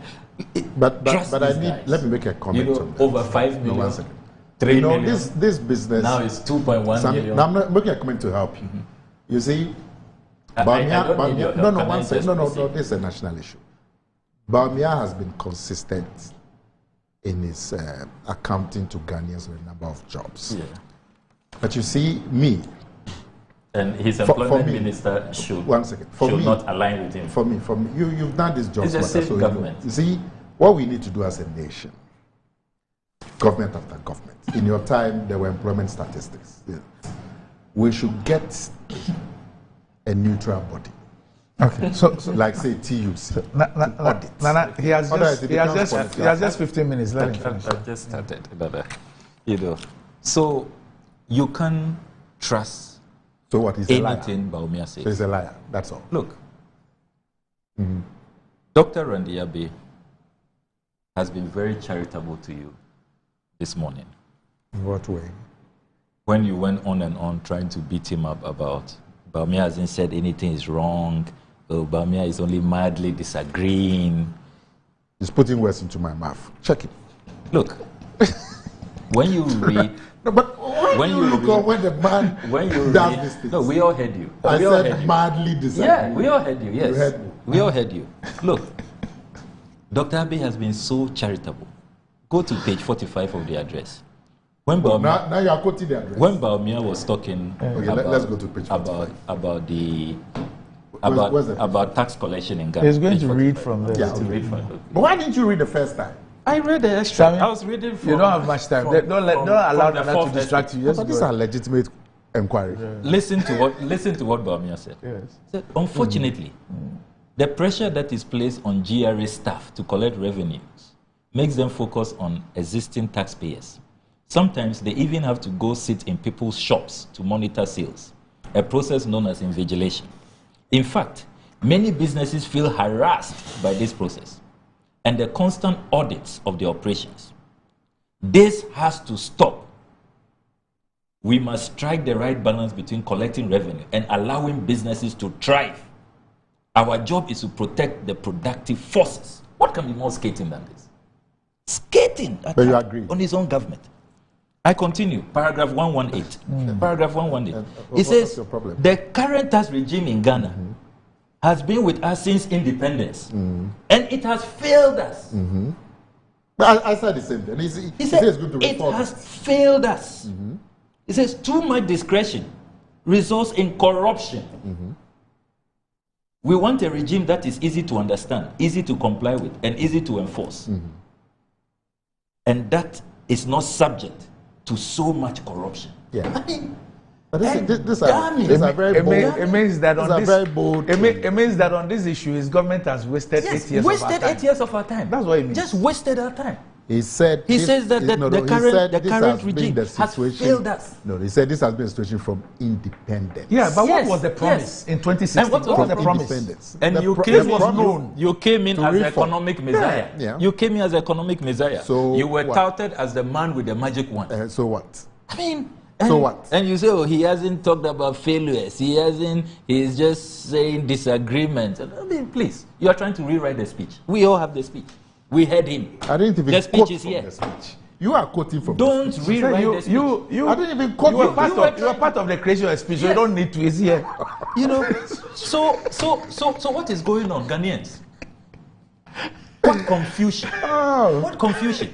Look, now you don't even know who to hold responsible. For what? And responsible for what?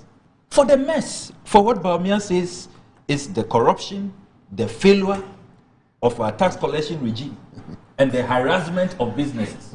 And you are the chair of the economic management team. So what have you been doing there? And I have allocations that that have gone to his office. If you look at GIFMIS code 2210909, just in September, 1 month, September 2022, he asked for 4 million Ghana cedis, 4,050,227, just for 1 month, for what he said urgent and other emergency activities. This year, we'll be spending 18 million Ghana cedis in his office. All of these millions of Ghana cedis. You are chair of the economic management team. And then you now come and tell us that you have been a fantastic failure. What did Parliament approve for you? You have failed since and then you say since independence, we have failed. And that you now should be trusted. After wasting our time for 8 years. Yes, because he wants executive power. Look. He wants executive power. Look. His opponent, your boss, had executive power for 4.5 years. Let me quote from paragraph 172 of his address, page 72. Ladies and gentlemen, many people have said that I am the most impactful vice president in Ghana since independence. And he likes this grandiose claims. I don't know whether he suffers from, delusions of grandeur. They say I've been the most impactful vice president in Ghana since independence. You obviously don't agree. Then he continues, I do not intend to compare what I have achieved as vice president under President Akufo-Addo to that of a vice president who could not perhaps make a mark. So boastful, beating his chest. Then when he comes to the sectors that he sees that he has hit the road. I asked him a question about that claim. Which one? The claim of being the best vice president. I asked the question. I said, if the man was not responsible for anything, how is he? Then how come you are the best?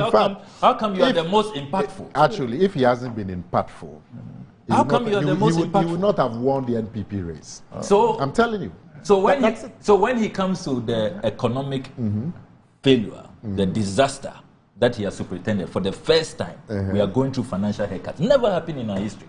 Where we are, because you borrowed a lot of domestic debt exchange program is imposed on us, where we are bankrupt, where we cannot pay our debts. Never happened in our history. Page 22. When it comes to the economy, he says, quote, I was thankfully appointed as chairman of the economic management team as a subcommittee to cabinet. We do not have any decision-making powers. Can you believe that? Why can't you believe that? The man who says he's the most impactful since independence. Then when it comes to the economy, he says, I was only a subcommittee chair. No, is it true or not? We don't have any decision making. No, is it true that the EMT is advised to cabinet? No. So are you impactful or not? Is he the most impactful vice president since independence or not? Is he or not? So why has he not been impactful? No, you should be telling me, is he or not? You can't have it both ways. He wants to have it both ways. No, you are disputing. So why do you think he has not been? You can't eat your cake. The man says that I was not responsible for any decisions. Yes. I was not responsible for implementing anything. Me, I'm only an advisor. He hasn't said. That's what he's saying here. No, he hasn't said so. You haven't read paragraph 64. No, he hasn't said so. He says that the committee that he chairs is such advisory. Confusion. Of course, be an advisory committee. Some of your advice can be taken.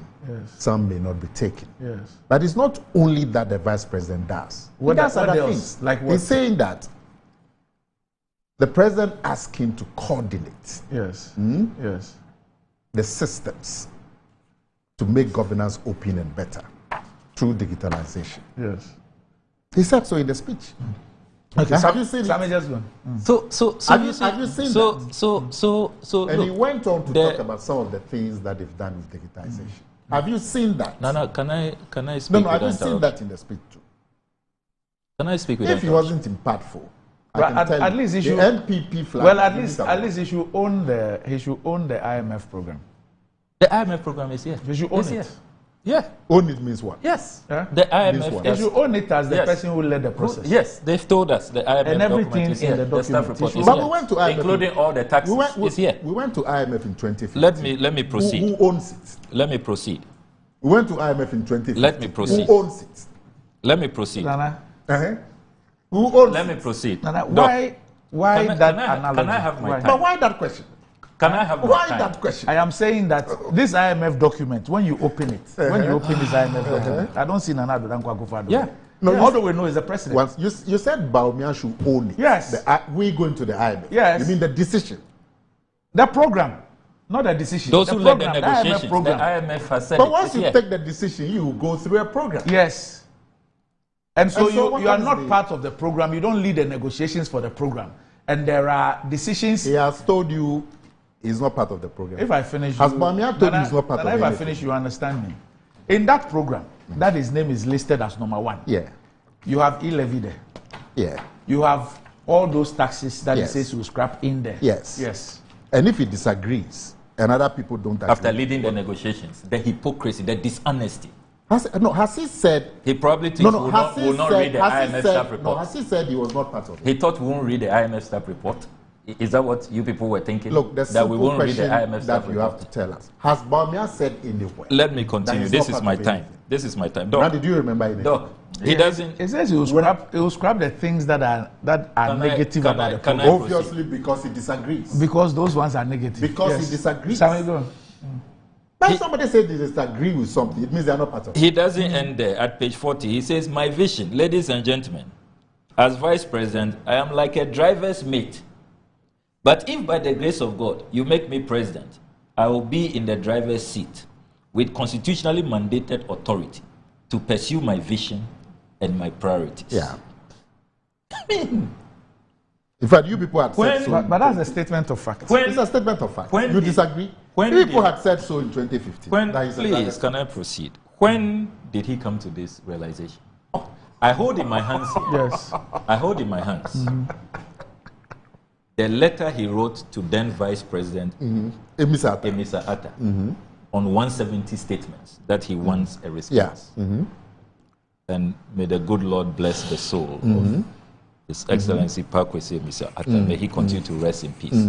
Look, when you go through these 170 statements, the things that Bawumia blamed Emisa Atta for and expected a response from him, shocking. Take, for example, statement number 10. Taxes on businesses have increased dramatically, and new taxes have been introduced. For example, increases in capital gains tax from 10% to 25%, withholding tax from 15% to 20%, and the introduction of energy levy 10%, VAT on financial services 17.5%, special import levy, etc. Taxes have also been introduced on ambulances and bicycles. He wants Emisa Atta to respond to this. Okay. Do you want me to respond? He continues. Statement number 12. The government is also accumulating arrears in payments to contractors and other service providers. Emisa Atta was supposed to respond to this. Yeah. Arrears to contractors. Yeah. As head of economic management team. Yeah. He was not driver's mate. No, he was the subcommittee of yes, cabinet, the subcommittee of which is parliament, only which an is only advisory an role. advisory role. Yes. Yes. As Emisa Atta, he didn't deserve that sympathy. Can I ask you just one small Let me question? continue. No, you just, see, just you see one, how unfair No, you just people one were. question.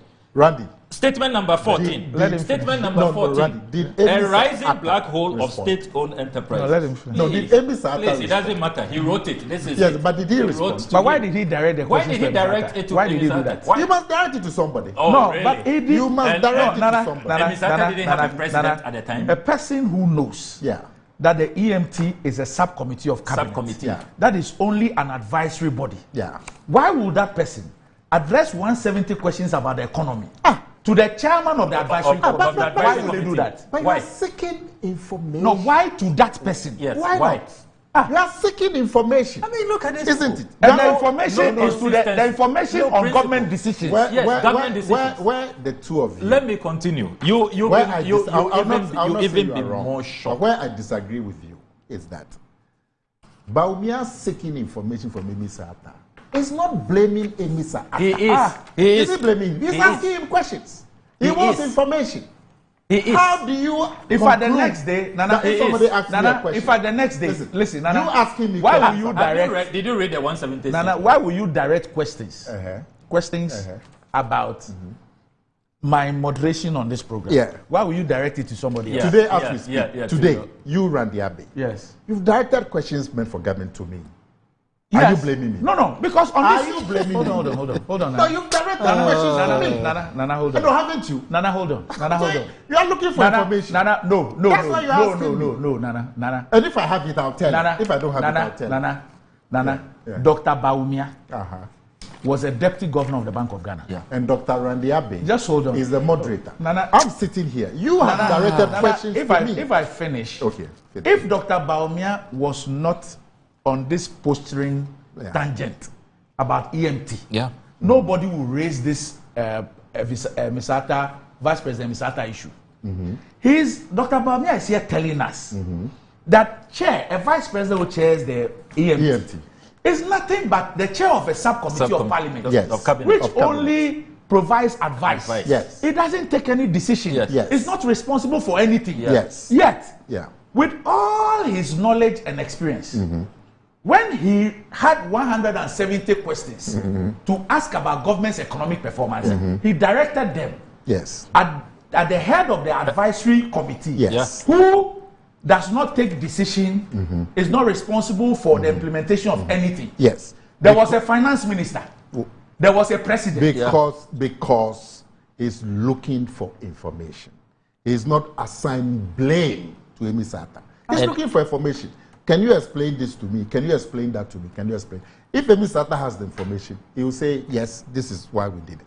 If he hasn't got it, he will say, no, I don't have the information. What is wrong? Why would he choose to ask Emisata? Why? But he's the head of the economic management team. And the economic management team. No. So the economic management team is the right place to ask 170 questions about the economy. You mean the questions are too many? No.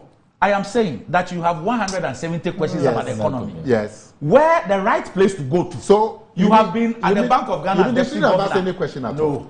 It's Emisata who should tell him that I'm not the person to answer this. He should know. And indeed, Emisata did not. But he did. So you are suggesting that Alhaji Bawumia. Why can you are sitting asking me questions? So you are saying that because of the three of us. So you are saying these questions were incompetently. Nana, if you are not sitting on this program, if you are not sitting on this program, I'll never sit here and ask a question about government of you. Yes. But sitting here, the three of us, you are the only person who's in government. Yes. So if there's any question about government, ordinarily I'll ask you. Yes. When you are does it mean that when you are not on this panel, but I will not ask you. So it is not as if the vice president. Where is the vice president was in a debate with him. Consistency. But you see, my worry is not you asking me the question. I'm very fine. The one I can provide you information, I give you. Please, can I continue? Can I continue? But you are not blaming today, me Nana's strategy is you asked me. Are you blaming me because you asked me a question? Oh no. And the man is asking a question from statement number 14 to what we are told now is a subcommittee. A rising black hole of state-owned enterprise debt, which together with the debts owed by government to the bulk oil distribution companies and the lack of adequate supervision of microfinance companies, can potentially collapse the banking system. In addition, we have rising interest rates, crowding out the private sector, reduced business confidence, and declining economic growth. So what is the point? Then he continues. No, what is the point of all of it? Is he blaming Emisata? This Bawumia's statement. Yeah, but is he blaming Emisata? In fact, the following day, Alhaji Bawumia took to his Twitter page to post that it's been 24 hours since I asked Emisata 170 questions. Yes. Has he responded? Yes. And what was Emisata's eventual response? He didn't remind him. I don't want to. Number 17. No, he didn't remind him. Number 17. In the last 7 years, under this government, to one. The total debt, he said he would respond. Total debt has ballooned from 9.5 billion to 100 billion by the end of 2015. 105 billion in May 2016. Is that true or not? Now it's 600 billion. So who should take responsibility? Randy, when it comes to Emisata was vice president, when it comes to he should answer. He is the chair of the economic. We have to go. Where is principle? Where is honesty? You are looking for information. You are looking for information. If you didn't think that this is the right place, look. If a former deputy governor of Bank of Ghana is in the best position to know where to seek information. But Randy, so anywhere he goes to, yes, Randy, anywhere he goes to impliedly means that he knows that is where. Yes, exactly. And in fact, to move from there, there is a video of the vice president. taking on President John Mahama and says that President John Mahama had been in charge of the economy for 8 years. Yeah. And he explains the 8 years to mean that he was EMT chairman for 4 years and president for 4 years. And that is... Oh, so when Mahama was president, he was in charge of the economy. Doc, you don't get what I'm saying. Doc, I'm saying Dr. Bawumia. Let me read the last one. I'll show you that video. Doc, let me read the last one. Says that President Mahama was in charge of the economy for 8 years. Yes. And he goes to explain the 8 years by saying that what it means by being in charge of the economy for 8 years is that he was chairman of EMT for 4 years and then president for another 4 years. Yes. That is... Yeah. And I'm saying, taking your own word for it, it means that it's not when... my word. Doc. No, you are saying it. I haven't said it. But I'm saying I agree with you. It's not my what word. What it means is that... The person who says yeah. that somebody has been responsible for the economy for 8 years, and his definition of being responsible for the economy for 8 years is that the person was EMT chairman for 4. Now, why then did he extend it to the presidency and say that he was says he was as president? He was EMT chairman for 4. For 4 years. And president for 4. Why have you neglected the other part of it? Oh, the 4 years as president. Why are you pretending that you don't understand what I'm saying? Look, he says this is a strategy. He knows very well that John Mahama was president for 4 years. Yet he said that John Mahama had been president for 8 years. Yes. And his explanation of the 8 years is that John Mahama was EMT chairman for 4 years. So what you are saying is that Bawumia was saying that as president, Mahama was in charge. He's saying that as chairman of EMT, he was responsible for the economy. Why have you neglected the other part? No, you are going to laugh. Why have you neglected the other part? Just allow me to read the last Bawumia question to Emisata. You are going to love this one. Yes. What he says the economic management. Let's listen to the question.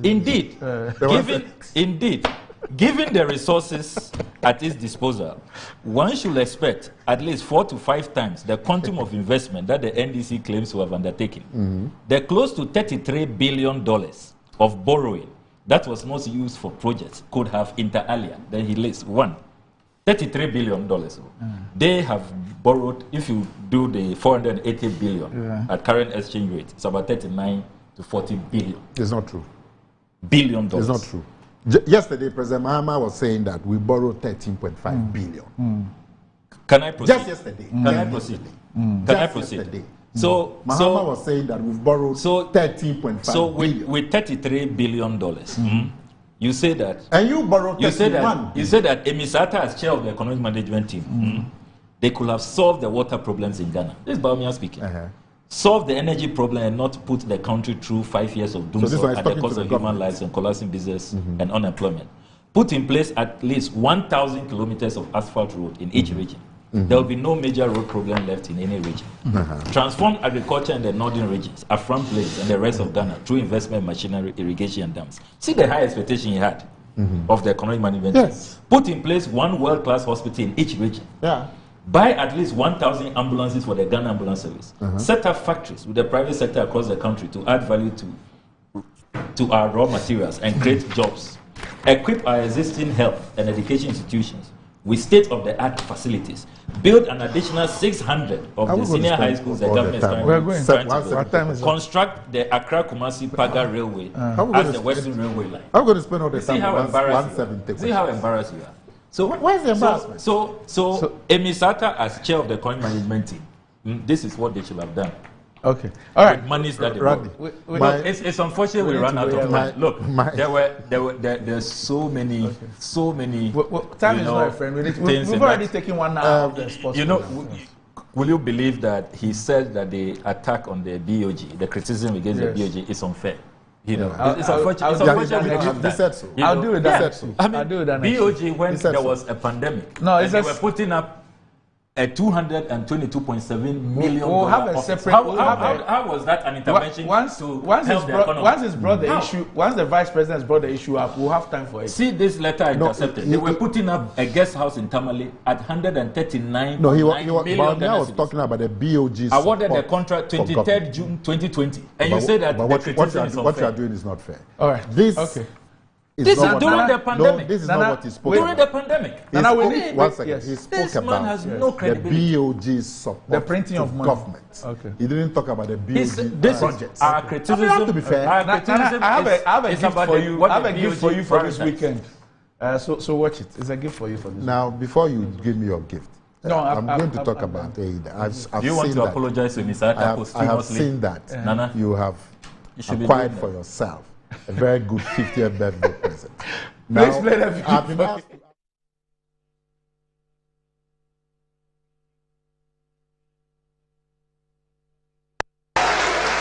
So, what does the data say about the state of our economy after 8 years of economic management under the NDC, with President John Mahama in charge as the head of the economic management team for 4 years and president for another 4?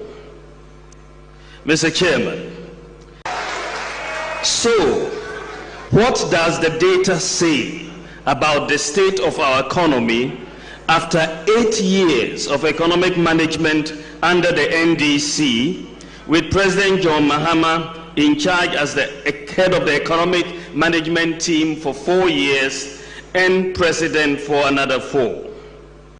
We don't have to borrow money from anywhere. Just toll the various sections of the road and we'll raise the money to do the roads in Ghana. We refurbish all those toll booth structures to provide proper and decent washrooms, for instance, for the use by motorists, so that we advise them to desist from the practice that we see at times. You find out or you see cars stopping indiscriminately on the highway and people getting out to wee, as we usually say it, urinating. You see men on the left, women on the right, or at times you see a man, a woman. It's all indecent. It's not a good practice.